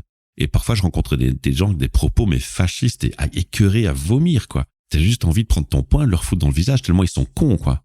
Mais moi, je réagissais pas comme ça. Je parlais avec eux, je les écoutais. J'écoutais tous les arguments. Et puis, je m'évertuais à les casser un par un en leur démontrant l'opposé de leurs croyances. Et il y en a un paquet que j'ai fait changer d'avis comme ça. Et finalement, la victoire est plus belle pour moi. Et on fait un impact positif plus sympa dans la société en faisant ça qu'en les rejetant. Et tu aurais un exemple pour nous? Je vais pas citer la personne parce non, que... bien sûr, on n'est pas là pour pointer du doigt, mais je trouve que l'exemple que tu m'avais déjà raconté... Mais je crois qu'il m'a invité à en parler dans un podcast que lui fait. Et on va peut-être réserver ça pour lui, mais en gros... garde-le pour lui, alors. C'était quelqu'un qui avait une vision qui était tronquée par son parcours de vie et son éducation. Et j'habitais encore dans les cités à ce moment-là, parce que je l'ai connu très jeune. Et je lui ai fait montrer qu'en fait, toutes ses croyances, c'était n'importe quoi. Que, en fait, ils se trompaient beaucoup et qu'il y avait des superbes personnes dans toutes les cultures et des cons dans toutes les cultures. Et de ce jour-là, il a totalement changé, il est devenu comme moi. Et il y a quelques mois, il m'a appelé, il m'a dit merci pour ça. Et d'ailleurs, on va en parler dans un podcast parce que vu ce qui se passe en Europe, ce serait peut-être bien qu'on échange notre histoire parce que ça pourrait inspirer les gens, tu vois. Et je trouve que justement, quand toi tu me l'avais raconté, j'avais trouvé ça à la fois comique parce que c'est la manière dont tu racontes les histoires et ça rend quelque chose de joyeux. Mais il y a quelque chose de fondamentalement important, c'est que dans le changement, et je trouve qu'il y a une culture derrière, la culture un peu occidentale, tu sais, où il faut convaincre l'autre que tu as raison. Alors ça, je veux pas faire. Alors que justement, il y a une autre démarche qui est simplement comment est-ce que tu réussis, plutôt que de trouver qui a tort ou qui a raison, c'est sur quoi on peut se réunir ensemble. Parce que fondamentalement, on est humain et on cherche à avancer les uns à côté des autres, si ce n'est les uns avec les autres. Comment est-ce qu'on peut le faire sans avoir à se tirer dans les pattes, quoi. Ouais, clairement. Et je trouve que justement, la démarche que tu as eue, elle est beaucoup plus positive dans ce sens-là. Plutôt que de chercher, voilà, où les gens sont mauvais et pointer du doigt, tu vois, forcément, tu crées beaucoup plus de violence, tu crées beaucoup plus de barrières à la conversation, alors que de montrer justement ce qu'ils sont capables de faire bien et peut-être ce que toi, tu peux apprendre d'eux, et peut-être d'ailleurs, ils s'en rendent même pas compte que tu peux apprendre des choses d'eux, au moins, ça crée des ponts. C'est important ce que tu dis parce que justement, dans mon approche, à aucun moment, je ne tenais à avoir raison. Et ça, c'était un peu comme quand tu critiques les gens qui n'écoutent plus. C'était le même modèle de pensée que j'avais déjà à l'époque. Ce modèle-là de ne pas critiquer, j'avais déjà bien compris et je voulais pas avoir raison. Moi, ce qui m'intéresse, c'est pas d'avoir raison. Pourtant, je parle beaucoup, j'argumente beaucoup et les gens interprètent ça comme le mec qui veut le dernier mot, il va avoir raison. Non. Moi, ce qui m'intéresse, c'est de te faire suivre un cheminement intellectuel parce que je sais où il va te conduire et tu vas te rendre compte par toi-même que tu es dans l'erreur. Et c'est ça qui m'intéresse. Alors, avec ce cas-là, par exemple, dans cette histoire-là, ça s'est fait comme ça, mais surtout, sur ce parcours de réflexion, je lui rappelais des éléments de base. Tu vois, par exemple, je pourrais dire maintenant à quelqu'un qui était raciste, ok. Et donc, tu défends ta nation, hein. Tu défends ta nation. C'est quoi ta nation? Tu peux me la définir? Elle commence à quelle période de l'histoire? Prenons l'exemple de la Belgique, qui est un pays qui a été créé de toutes pièces. À quelle période tu commences la Belgique? Au moment de la création de l'État? Ou tu parles de la terre, du territoire? Alors, il commence à chercher des arguments et tout, et chacun choisit un morceau d'histoire qui l'arrange pour le mieux. On pourrait faire la même chose avec Palestine, Israël, etc. Ouais, tout à fait. Donc, tu vois? Et là, tu leur dis, mais attends, tu le fais exprès ou quoi?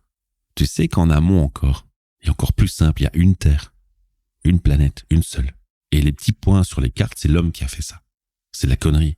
La preuve que c'est de la connerie, quand il y a une tempête, une inondation, elle va s'arrêter au petit point sur la carte. Ouais. Tu comprends? Il y a des gens qui ont essayé de faire croire ça à des gens. Hein. Ouais, voilà, c'est ça. Je dis, mais si la nature elle-même te montre que ton raisonnement est incohérent, tu vas t'évertuer à rester bête et à ne pas observer. Quand tu te coupes les veines, ton sang il est rouge. Quand tu coupes les veines d'un Marocain, d'un Juif, d'un Chinois, d'un Africain, est-ce que le sang n'est pas la même couleur? Alors explique-moi, c'est quoi la différence finalement? Et quand tu commences à poser ces questionnements, il y a moins d'arguments qui se présentent, tu vois, et là tu mets les gens mal à l'aise. Et si à côté de ça, tu as semé encore ces petites graines dans le jardin que tu as arrosé régulièrement et que tu as mis ton petit chemin de graines, les petites feurettes commencent à sortir en rangée, et là la conscience, elle se fait, la logique, elle vient, et là tout prend place. Et quand la place est prise, ce que tu as, c'est des fleurs et pas des orties, et pas des chardons. Non mais l'image est très belle. Hein. C'est vrai que l'impression que ça me donne, et encore plus aujourd'hui, c'est la facilité qu'on a à penser en noir ou blanc. Et je parle pas des... Très manichéen. Très manichéen, je parle pas des couleurs. Hein. Ouais. Je dis juste qu'effectivement, quand on pense en noir ou blanc, il y a une rapidité d'action. C'est-à-dire que soit c'est comme ça, et du coup, je fais un choix et j'y vais. Et ça nous mène vers nos biais d'éducation, nos clichés, ça oui, va très exactement. Mais je pense que ces clichés-là ont été faits pour donner une direction. C'est juste qu'on n'a pas expliqué que c'était pas la réalité et qu'il fallait pas s'arrêter là. Et que c'est justement dans la nuance de gris qu'on est beaucoup plus proche de la réalité, de la nature, de tout ce qui est en fait en train de se passer et de naviguer autour de nous. Et ce que toi, tu réussis à faire dans ta démarche, et que je trouve génial, c'est tu remets du gris dans des pensées noires ou blanches. J'essaie de mettre des couleurs plutôt dans les pensées noires ou blanches, ouais. C'est ce que j'aime. Moi, je pense que c'est encore mieux. C'est juste qu'effectivement, moi, vu que j'ai que du noir et du blanc dans ma tête... J'essaie, comme dit Cabrel, le mélange des couleurs, tu vois, dans la cabane du pêcheur. Non, mais c'est vrai, effectivement, tu redonnais un peu plus de couleurs et de nuances, en tout cas, sur ça. Et je pense que c'est ce qui manque un petit peu dans la vie de tous les jours, mais aussi dans les entreprises. Hein. Moi, je travaille dans les entreprises, mais c'est cette capacité à accepter que les choses soient pas si précises que ça. Mais le meilleur exemple dans les entreprises, c'est quoi? C'est cette fameuse, je repense à un ami qui m'avait mis ça à l'oreille dans un podcast où il était interviewé. Je dis, mais Mais oui, évidemment. T'as dit le truc qu'il fallait dire. C'est ça, c'est évident. J'avais pas les mots. Maintenant, tu les as dit pour moi. Il disait, mais en fait, on n'arrête pas de nous répéter. On sait pas la vie professionnelle, la vie privée. Comme si tu mettais un masque de clown ou de démon. T'es dit Dr. Hyde, Mr. Jekyll, selon que t'es dans l'entreprise ou pas. C'est quoi le délire? On est humain, point. On est une entité. Notre entité, notre mental ne change pas, ne se métamorphose pas. On n'est pas des métamorphes qui prennent une autre forme parce qu'on rentre le palier de l'entreprise. T'es pas comme ça, toi? Non, pas encore. Ouais. J'essaye, mais non, mais tu comprends ce que je veux dire? Allez, c'est complètement fou, quoi. Qu'est-ce qu'on attend des gens? Pourquoi les émotions ne devraient pas être en entreprise? Il faut garder le côté corporate. Tu te rends compte? C'est intéressant, parce que ça veut rien dire en plus. Parce que quand tu y réfléchis, tu vois, tu mets un adjectif, le côté corporate ou le côté entreprise. Mais c'est ce que j'entends. Mais je te rejoins, mais c'est de se dire, des fois, on a quand même créé une sorte de norme sur quelque chose qu'on n'a même pas défini. Oui, et alors maintenant, pour guérir la norme qui fonctionne pas bien parce que le taux de burn-out explose, qu'est-ce qu'on fait? On fait venir des bacs potagers en entreprise. Est-ce que c'est corporate, messieurs, dames? Et pourtant, vous le faites. Non, mais exactement, c'est dingue. Hein. Vous faites des jeux en entreprise. Est-ce que c'est corporate? Ah oui, mais c'est du serious game, parce qu'il a fait mettre le mot serious pour que c'est pas serious game. Parce que si c'est pas serious, c'est du game et ça, c'est pas bien. Mais le serious game, ça, c'est bien. Mais arrêtez votre délire, quoi. Admettez que vous avez mis un peu de fun dans vos vies professionnelles en entreprise et que ça vous a aidé. Il était temps d'ouvrir les yeux et de se dire, et si on laissait le cœur, l'amour et la passion et les émotions passer? Bizarrement, quand on parle de sexe en entreprise, ça ne se dit pas, ça ne se fait pas. C'est pas corporate, mais si vous saviez le nombre de couples infidèles qui se font dans les entreprises, vous seriez choqués, hein. Alors là, je touche un sujet tabou, mais je suis désolé, il faut le dire, quoi. Ouais, mais c'est d'une réalité. Hein. Voilà, donc alors à quoi on joue, là? On joue à une pièce de théâtre? Fermez le rideau, il n'y a rien à voir? Arrêtez, moi je dis arrêtez, franchement. Et franchement, je me sens de plus en plus mal dans le monde des entreprises si je devais être employé dans ce genre de contexte d'échange. Pour moi, c'est pas riche, je préfère aller dans les entreprises et leur apporter ma magie, ma passion, mes valeurs, mes ambitions et les faire mûrir petit à petit comme quand je fais quelqu'un qui a des idées. Encore une fois, ce que j'aime, c'est aller mettre mes graines dans mon petit jardin, tu vois. Et dans ce positionnement-là, je me sens à l'aise dans l'entreprise, tu vois. Mais je crois que je vais aller de moins en moins en entreprise en tant qu'employé, mais plus en plus en tant que semeur d'une petite graine. Je pense que au vu de ce que tu as partagé et de ce que je connais de toi, j'ai l'impression que ça te correspondra aussi plus pour avoir cette liberté de pouvoir agir. Quand t'es en fait, il y a un intérêt, un inconvénient. Il y a souvent cette discussion, par exemple, dans mon métier, tu vois, du monde du coaching. Est-ce que vaut mieux avoir un coach interne ou un coach externe?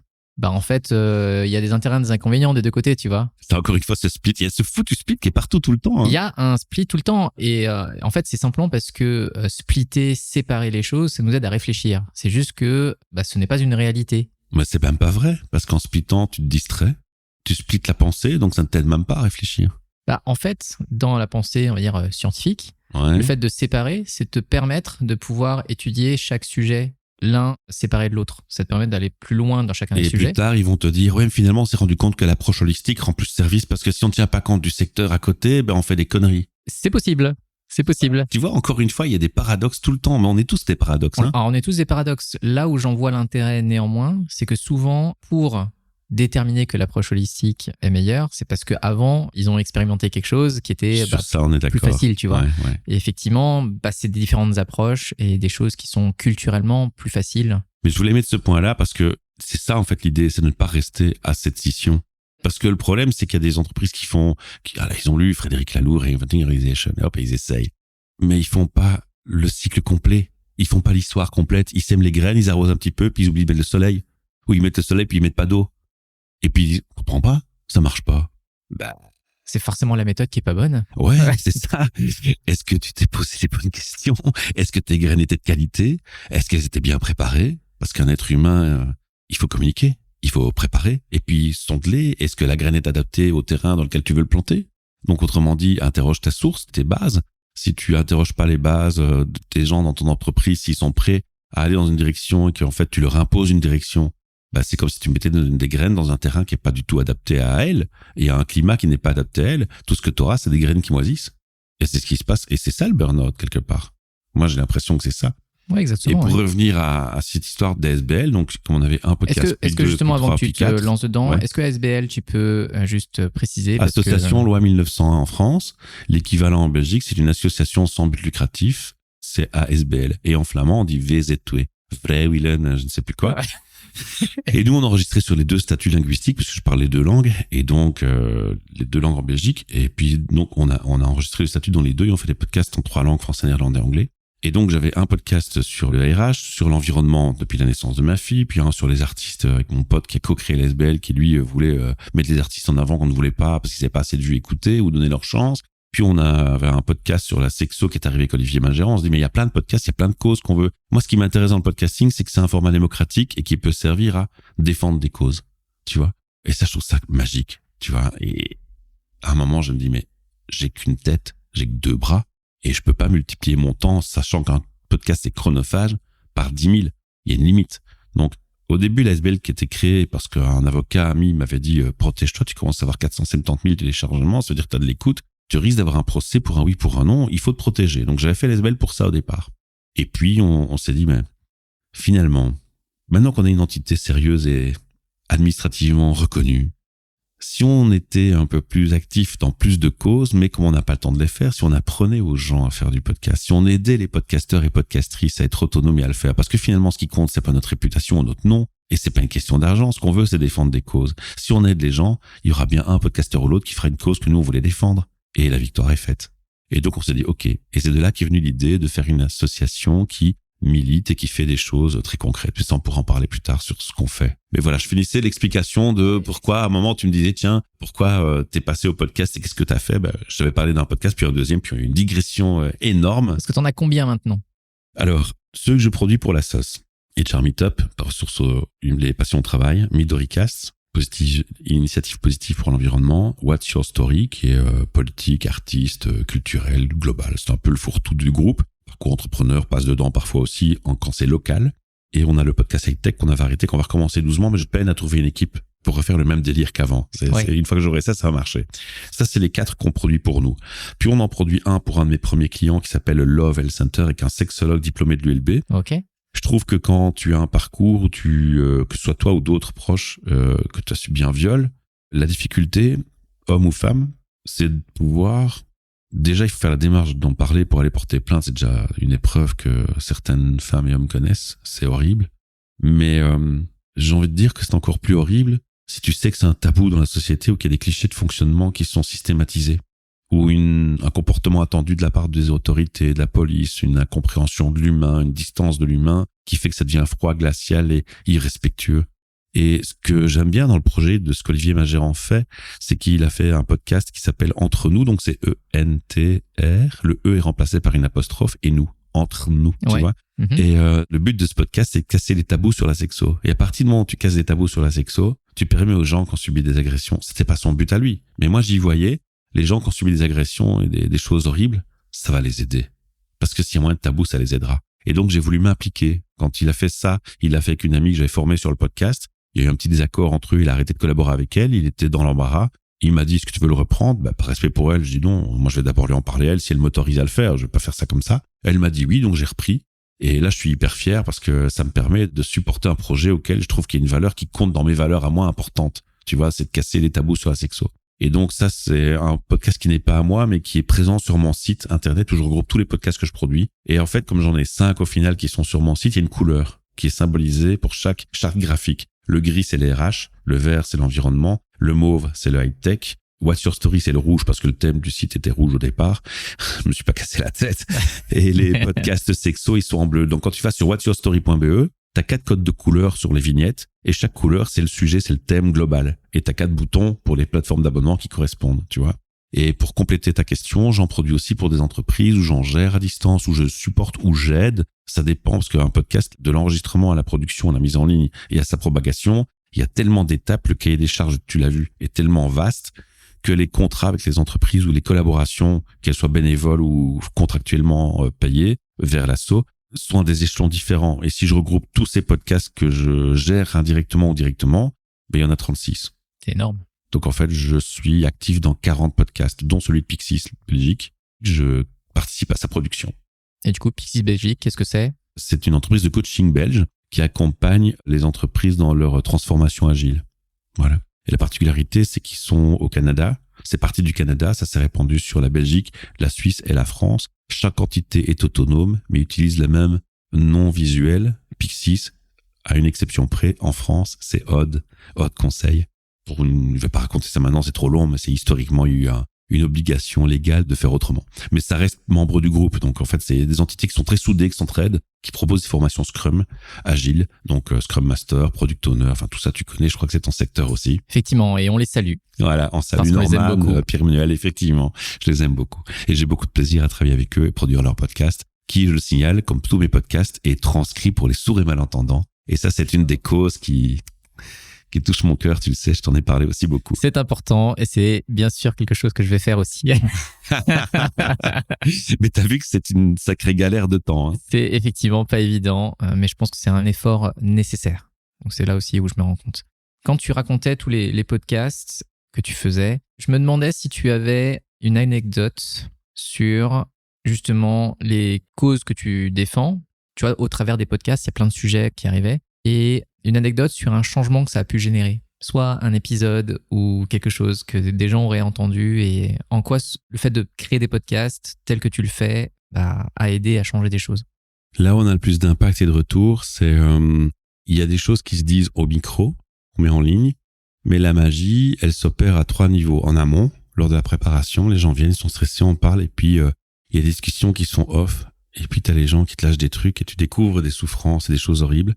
Le podcast se déroule, ils sont pas sûrs d'eux et tout, et puis après ils ont soulagé la parole, ils ont soulagé la pensée, et puis ils viennent vers toi. Ah merci, ça m'a fait du bien, c'est la première fois que j'en parlais. Donc là il y a déjà des gratitudes qui sont présentes, mais que je peux pas partager parce que c'est privé, c'est intime et ça s'est fait off, tu vois. Et mais il y en a beaucoup, dans beaucoup d'échanges. Ensuite tu fais le montage, et moi je mets un soin de certains me qualifieront d'espèce de nazi du montage, d'espèce de fou du montage, tellement je coupe les je coupe les hésitations, je descends les souffles. Pourquoi? Parce que je veux que les gens, quand ils se réécoutent, on est déjà critiques tous énormément avec nous-mêmes, on est très sévère avec nous-mêmes. C'est un propre des hommes et des femmes, et de tout le monde, tout genre confondu.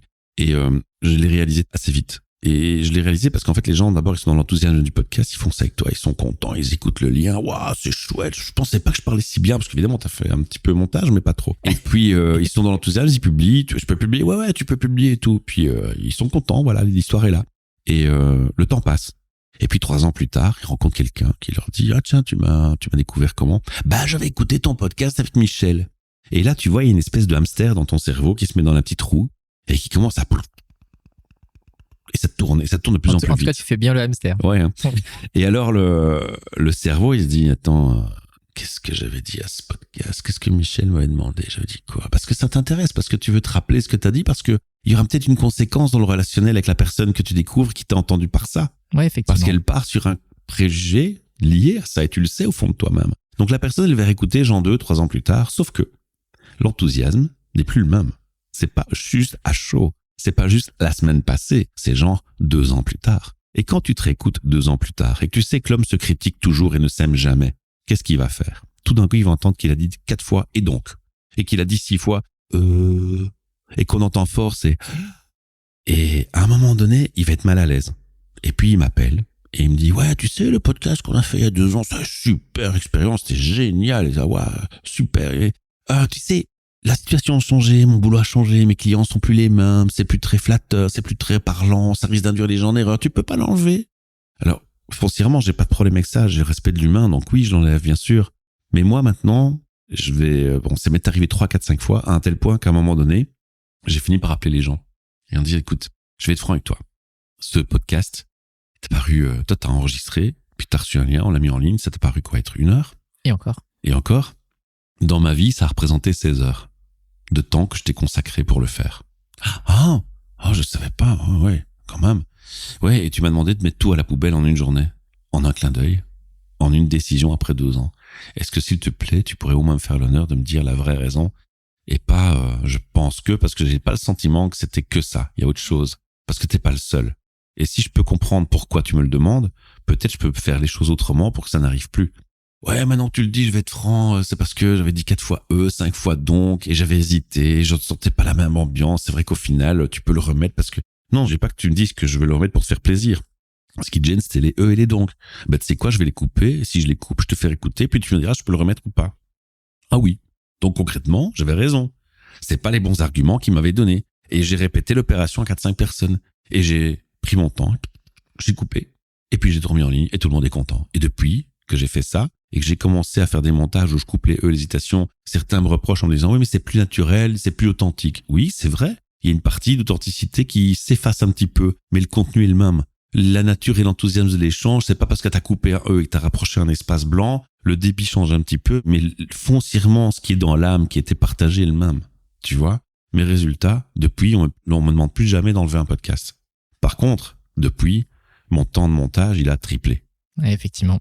Ce que je trouve assez touchant dans ta démarche, c'est que au-delà de l'effort en lui-même que ça te nécessite, surtout, c'est que tu as déclenché la conversation.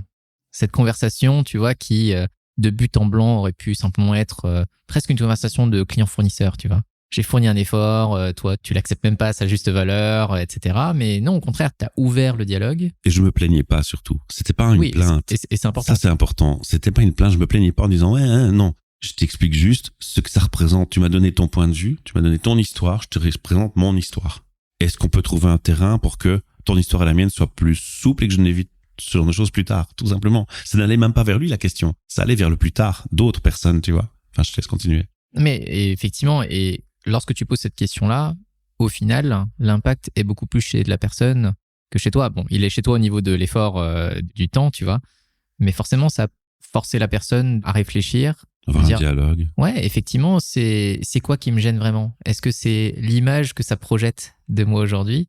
Mais l'image que j'avais il y a 2 ans, c'était pas la même que j'ai aujourd'hui. Et en fait, à quel point c'est cohérent et comment est-ce que je pourrais jouer avec? Mais moi, je vais expliquer le concept que je vois dans le changement. Je dis, si je veux changer les choses pour que ça ne se reproduise plus, je dois faire plusieurs étapes. Elle me fait, oui, mais qu'est-ce que tu veux dire par là? Je vais, 1, prendre conscience. Ça, c'est fait.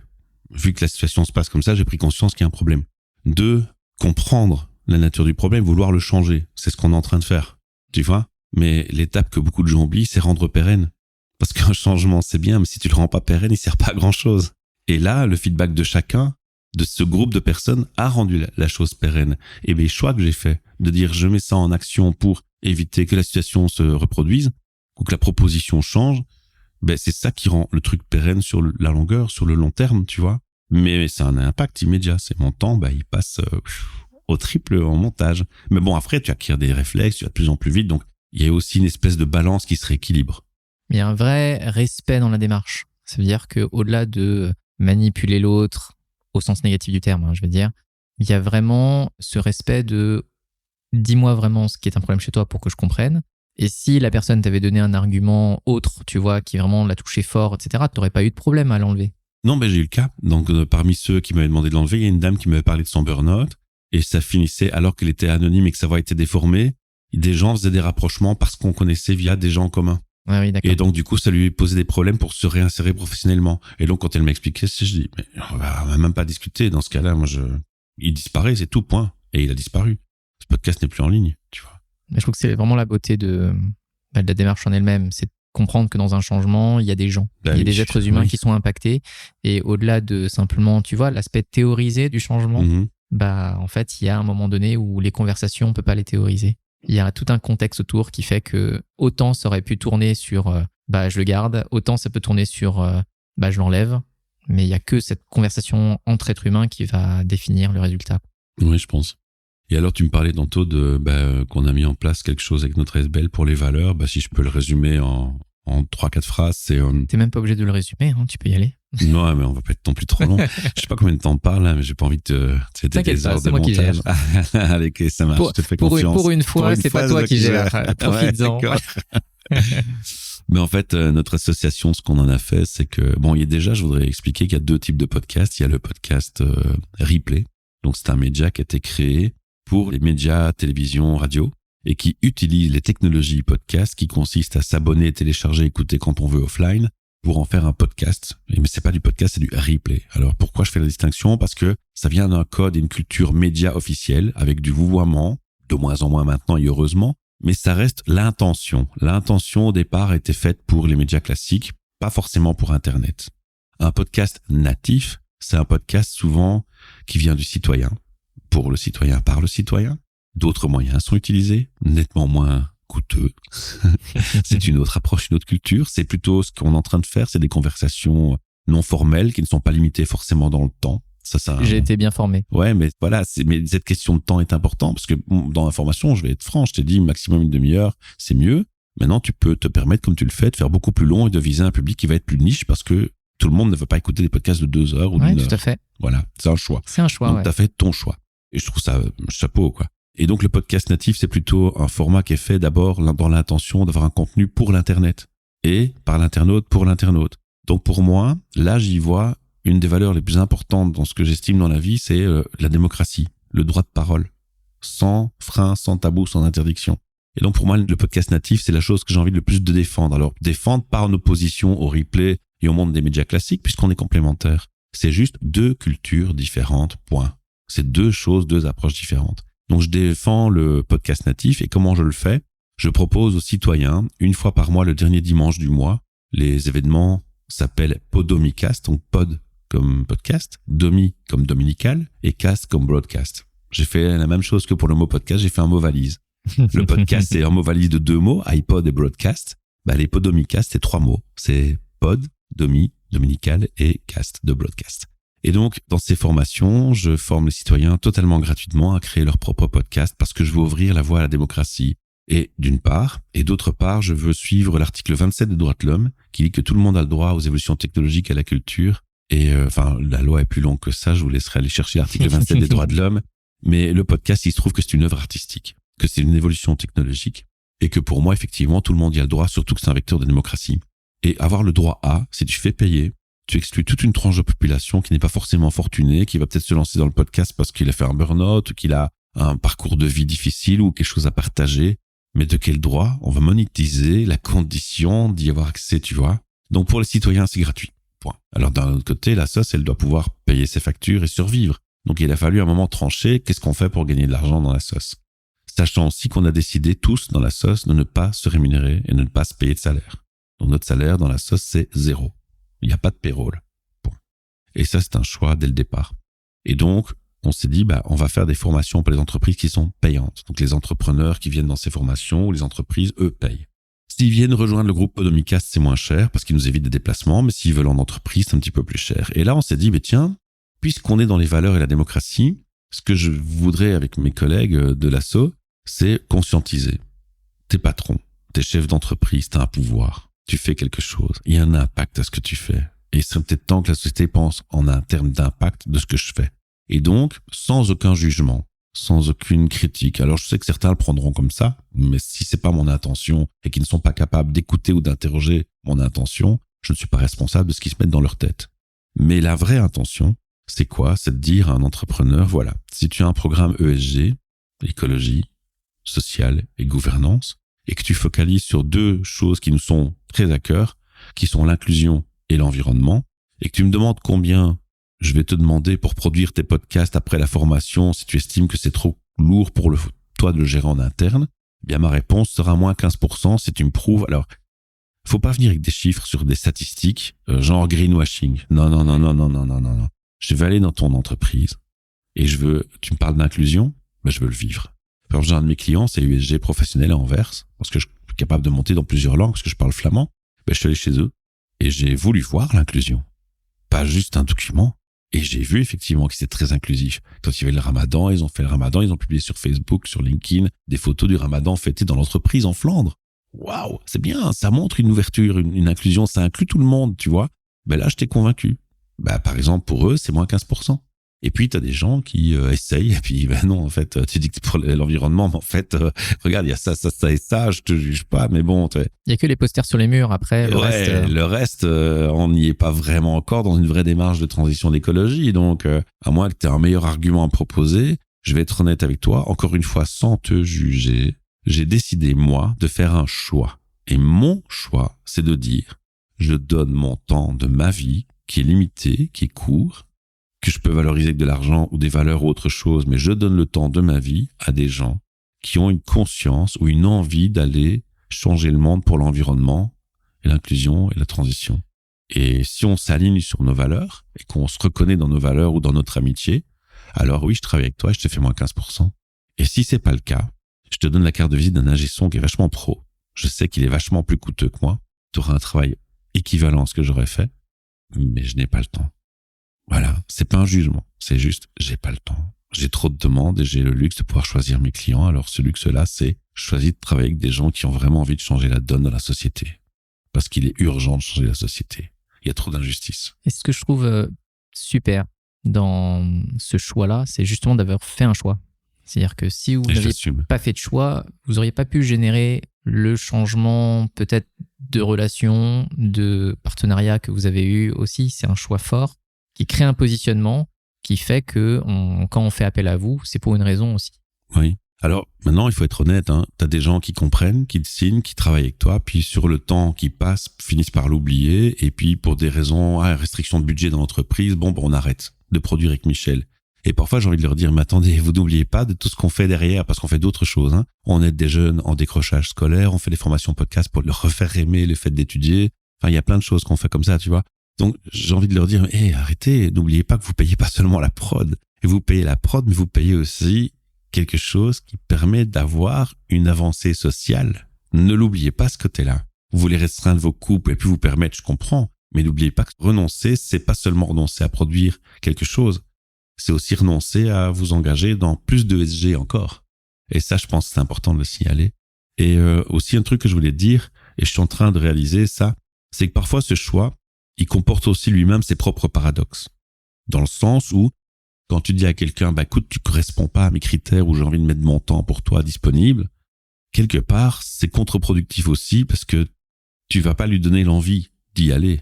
Tu vas pas lui donner l'opportunité d'y aller. Donc quelque part, même si c'est fort et que c'est inspirant ou peut-être beau pour certains, pour d'autres, ça peut être vécu comme ouais mais ok, du coup je travaille pas avec toi quoi. Donc tu peux pas au quotidien m'inspirer sur tes valeurs. Donc tu vois, il y a un paradoxe. Mais j'ai beau réfléchir, à un moment donné, il faut mettre un curseur. Et moi j'ai choisi de mettre le curseur là et je l'assume. Et c'est important, j'avais cet échange avec une autre personne dans un autre épisode où on parlait des étiquettes. Et les étiquettes, c'est pareil, quand tu mets l'étiquette inclusion, et donc du coup, tu dis qu'il y en a qui sont inclusifs, d'autres qui ne sont pas inclusifs. Et l'inclusion, parenthèse, c'est pas une question de race et de culture. Oui, bien sûr. C'est grossophobie, c'est le genre, c'est des atypiques comme moi.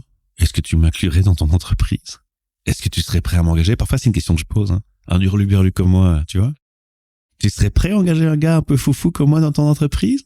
Tu vois? Et c'est une des questions, tu vois? Je me dis, tiens, voilà, réponds-moi déjà à cette question-là. Tu vas déjà te fixer si t'es vraiment inclusif ou pas.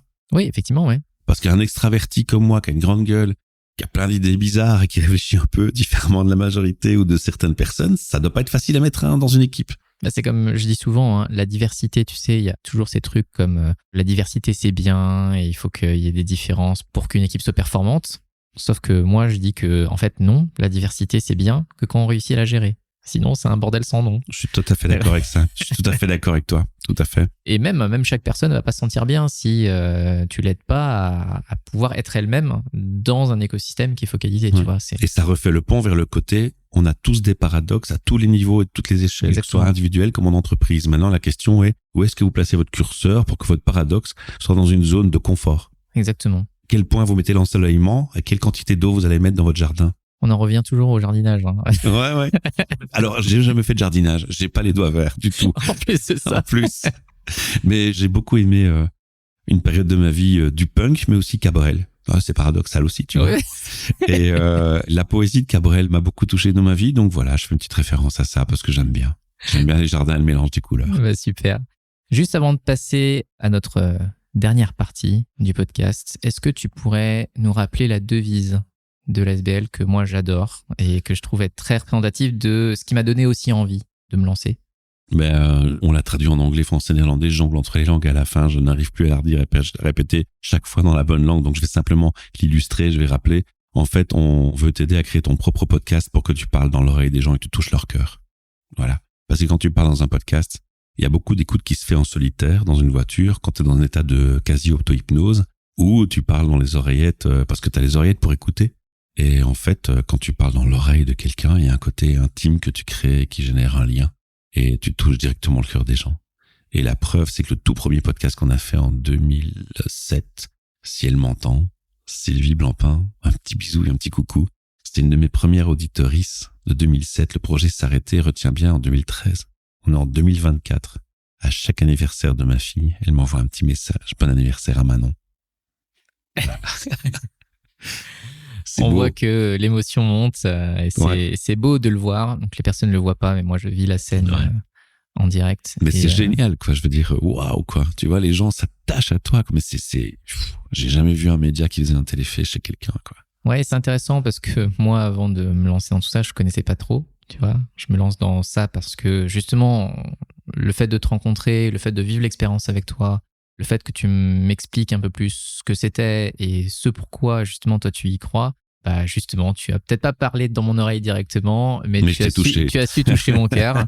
Et aujourd'hui, tu es de l'autre côté, en face de moi. Ouais, quel challenge. Merci beaucoup, en tout cas, Michel. On s'est un peu... c'est impossible de garder un fil conducteur avec moi. Non, ne t'inquiète pas. Le fil conducteur est toujours là. Je suis là. Ça va. Tant que tu gères, c'est bon. Tout à fait. Donc, dans cette dernière partie, je t'en avais parlé avant qu'on démarre. Tu as des mouchoirs ici, si tu le souhaites. Non, mais ça va, tout va bien. Donc, j'ai des cartes en face de moi qui sont des questions que j'ai présélectionnées et que tu vas découvrir en même temps que moi. Mais pour te laisser une impression de contrôle, je vais te laisser les mélanger. J'ai pas besoin de contrôle, tu sais. Donc, il y a 2 sets de cartes. Un premier set qui va plutôt être sur l'année passée. Donc, cette année. Voilà, on va plutôt la garder. Et tu vas avoir des questions sur cette année. Et le deuxième set de cartes qu'on fera juste après, ce sera sur l'année prochaine. Ok. Donc, ce que je vais te proposer, c'est dans ce paquet-là, tu peux choisir celle que tu veux. Donc, tu n'es même pas obligé de prendre la première, etc. Non, je les ai mélangés, je prends la première. Voilà, tu vois, je suis un peu côté joueur. Ouais, donc, prends la première, je te laisse la lire d'abord. Cite l'un des plus beaux endroits que tu aies visité. Oh, ça, c'est d'une facilité déconcertante. Désolé, hein. Il y a 2 réponses, une symbolique et une concrète. La concrète, c'est Transforma. C'est l'espace coworking qui nous accueille, qui est notre sponsor. Je ne les cite pas parce que c'est sponsor. Non, c'est vraiment pas calculé dans ce sens-là. Betty est venue, t'as vu? Exactement. C'est waouh. C'est super bien foutu, c'est beau, c'est bien pensé. T'as envie d'y bosser, t'as des ruches d'abeilles. Ils ont 2 labels écologiques, t'as des toits végétaux, des panneaux solaires. Enfin, il y a une marque qu'on a fait ensemble, il y a une vie, il y a des bacs potagers. On a construit une pergola ensemble avec tous les entrepreneurs là. Enfin, il y a une magie. Il y a des slogans sur tous les murs, des trucs qui me correspondent, tu vois. Without deviation of the norm, the progress is not possible. Waouh! Pour un punk comme moi, mais ça parle à mort, quoi.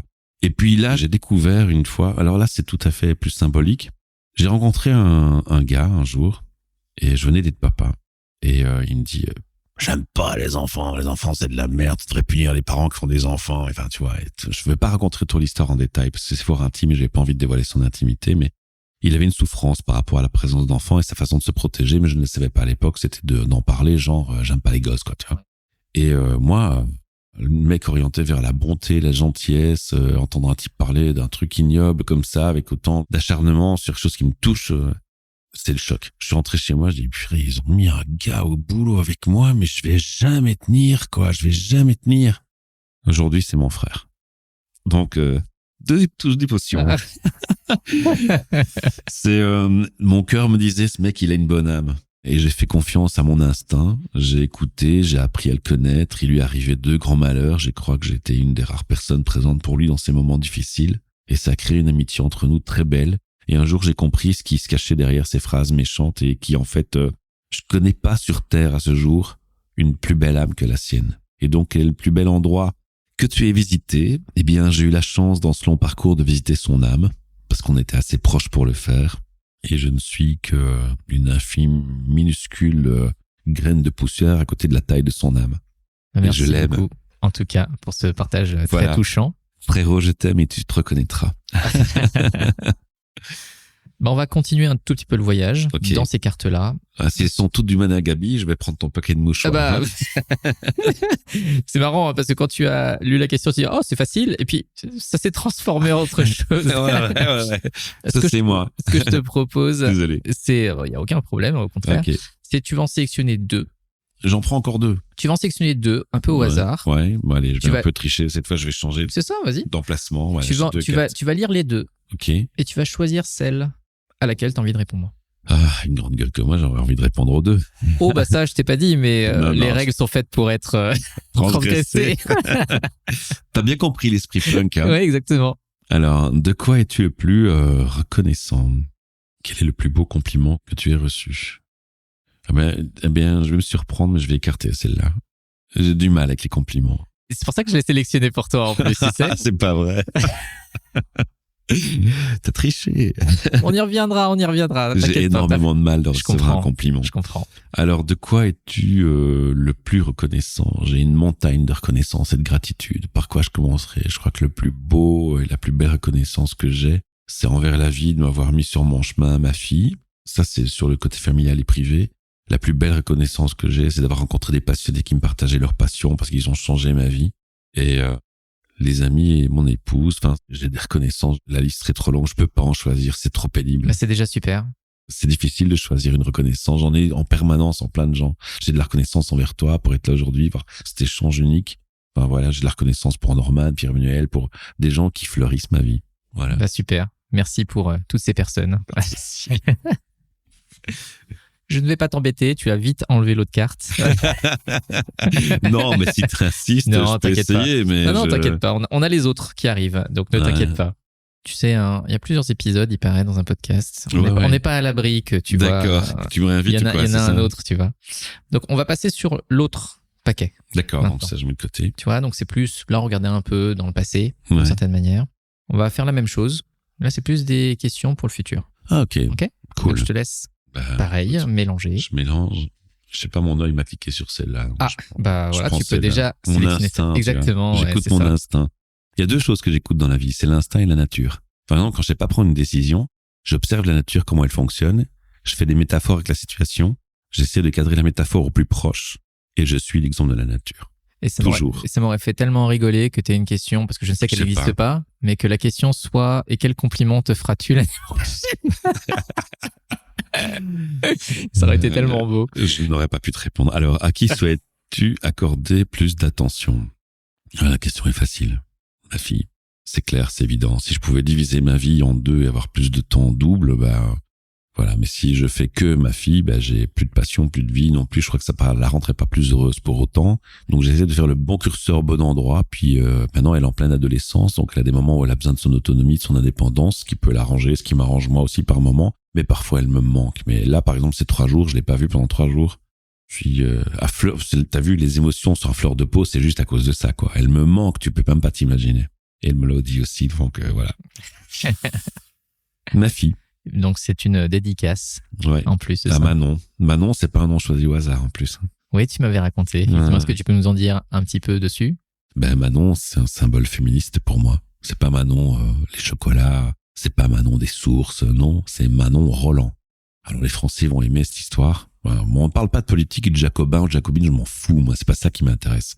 Manon Roland, c'est l'épouse du ministre Roland, qui est intervenu dans la politique de la Révolution française, s'il vous plaît, une des révolutions les plus connues et les plus importantes dans le monde et dans l'Europe. Elle a influencé, c'est pas aux Français à qui je vais apprendre leur histoire, on est d'accord. Je note que j'ai une mère française, donc forcément je suis bien au courant. Et Manon Roland, elle est une des femmes actives dans la révolution la plus waouh, et on n'en parle pas. Quand je dis le nom de Manon Roland, peu de gens savent qui c'est, et je trouve ça choquant, quoi. Et ce côté féministe chez moi, ça me titille. Alors rajoute à ça que cette dame, elle a eu un courage de fou, parce que comme elle était jacobine, elle à un moment donné était emprisonnée à la Bastille, si je me rappelle bien, et on lui a proposé de s'évader avec des complices. Et elle a répondu aux complices, non, j'assume. T'imagines le courage? Quel homme aurait, sachant qu'elle est guillotinée et qu'on allait lui couper la tête, T'imagines le courage? Donc symbole de courage, symbole d'une femme qui a fait waouh, et dont personne ne parle parce qu'on veut la nier. Ouais, peut-être pour sa position. Je m'en fous. Moi, ce que je vois, c'est que c'est une femme qui a joué un rôle waouh. Alors peut-être dans le bon ou dans le mauvais, c'est pas la question. C'est un moment clé. Un moment que tu peux pas ne pas parler de toutes les personnes qui ont eu un rôle dans l'histoire. Oui, effectivement. Ces genres d'histoires, tu peux mettre personne de côté. Les bons comme les mauvais. On n'en parle pas parce que c'est une femme. C'est moche. Et donc, on a eu cette discussion, mon épouse et moi, et on s'est dit, en plus, c'est un joli prénom, Manon. Voilà, donc elle s'appelle Manon. Merci pour ce partage. Pas de souci. Et donc, on va faire notre dernière question, encore une fois. Donc, si tu peux en prendre 2. Encore? Eh oui. Même concept, j'imagine. Exactement. Comme ça, on va pas trop compliquer la chose. Alors, pas tricher. De quoi te réjouis-tu pour l'année à venir? Quel est ton plus grand souhait pour l'année prochaine? Moi, je peux les garder tous les deux, si tu veux. Oui, c'est un peu la même idée. Mais c'est un moment particulier où cette question arrive. Parce que j'ai un petit souci de santé, j'ai un examen à faire dans 2 semaines. et qui peut être décisif dans ma vie et qui peut faire que il y aura pas de futur ou il y aura un futur. Et j'en sais rien pour l'instant au moment où je te parle. Et donc forcément cette question elle me touche beaucoup plus. Ça a plus d'impact de parler du futur pour moi pour l'instant. Ouais, je comprends. Mais comme je suis quelqu'un d'enthousiaste et de positif et que je sais que j'ai une belle étoile à côté de moi au-dessus de ma pomme, je crois que oui, je vais pouvoir faire un projet. Et d'ailleurs, j'ai déjà préparé le truc. Et il y a un projet qui me tient à cœur que je suis en train de préparer, qui est je vais pas être trop long, non, mais j'ai un projet où je vais être mobile avec mon podcast et me déplacer un peu partout avec un petit effet waouh qui va se faire. Voilà. Bah super, ça nous donne un petit teaser. Ouais, on en parlera, je pense, à un moment donné. Donc, j'ai un contrat de leasing qui m'attend. C'est après le 21, mon examen médical est bon, je le signe. Si je dois le signer avant le 30, sinon je perds les avantages que je suis en train de préparer. Et dans ce cas-là, le leasing, le véhicule, il arrivera en février. Je sais pas encore dire de quoi on parle, mais ça va faire un petit effet waouh. Et je vais jouer sur certains clichés, certaines touches qui me ressemblent en fait. Tu vois, un petit côté provoquant. Et je vais en faire quelque chose de fun. Et ça fera, j'espère, beaucoup de bruit. Bah super. Et ça, j'espère, rendra du service à beaucoup de monde. Bah super, merci beaucoup. Ne serait-ce que pour ce teaser-là. Et on te suivra avec beaucoup de plaisir. Oui, puis tu vas faire un certain temps avant de mettre le podcast en ligne. Donc peut-être qu'au moment où tu vas publier, le truc sera déjà livré ou tu vois. Je sais pas. À mon avis, ce sera février-mars. Et si ça roule sur les routes et que tout suit son cours normalement sans embûche, on va dire qu'en juin, il y aura déjà des photos qui circuleront. Ok, j'essaierai de sortir ce podcast avant juin. Comme ça au moins. Et si pas, je t'en voudrais pas. Ça mettra même une touche d'amusement à l'histoire qui était en amont, tu vois. Bah super. On a passé un chouette moment. Merci beaucoup Michel pour ce moment. C'était vraiment top. Si on veut papoter un peu plus avec toi, comment est-ce qu'on fait pour te contacter ? Est-ce qu'on a vraiment envie de papoter avec un mec comme moi qui parle autant ? T'as vu les digressions qu'on a eues et les écarts qu'on a eus ? Écoute, si on veut me contacter, je suis sur... alors, j'arrive jamais à dire correctement LinkedIn. Ouais, c'est LinkedIn. LinkedIn, ouais, voilà. C'est peut-être le moyen le plus facile. Sinon, on prend Google, on tape Michel Godart. On va pas avoir beaucoup de difficultés à me trouver. C'est Godart pour le nom de famille. Et sur mon profil LinkedIn, il y a un lien Linktree. Oui. Et dans ce lien Linktree, il y a mon WhatsApp, mon Facebook, ma carte de visite V-Carte avec mon numéro de téléphone. Tout ce que je fais, tous les liens de près ou de loin de tout ce que je fais, ils s'y trouvent, ainsi que les liens vers mes podcasts en direct qu'on peut écouter directement dans le Linktree. Donc, c'est hyper facile. Super. Merci beaucoup encore, Michel. C'est un moment très sympa, ouais, très touchant. Merci. Et à la prochaine. À la prochaine. Salut.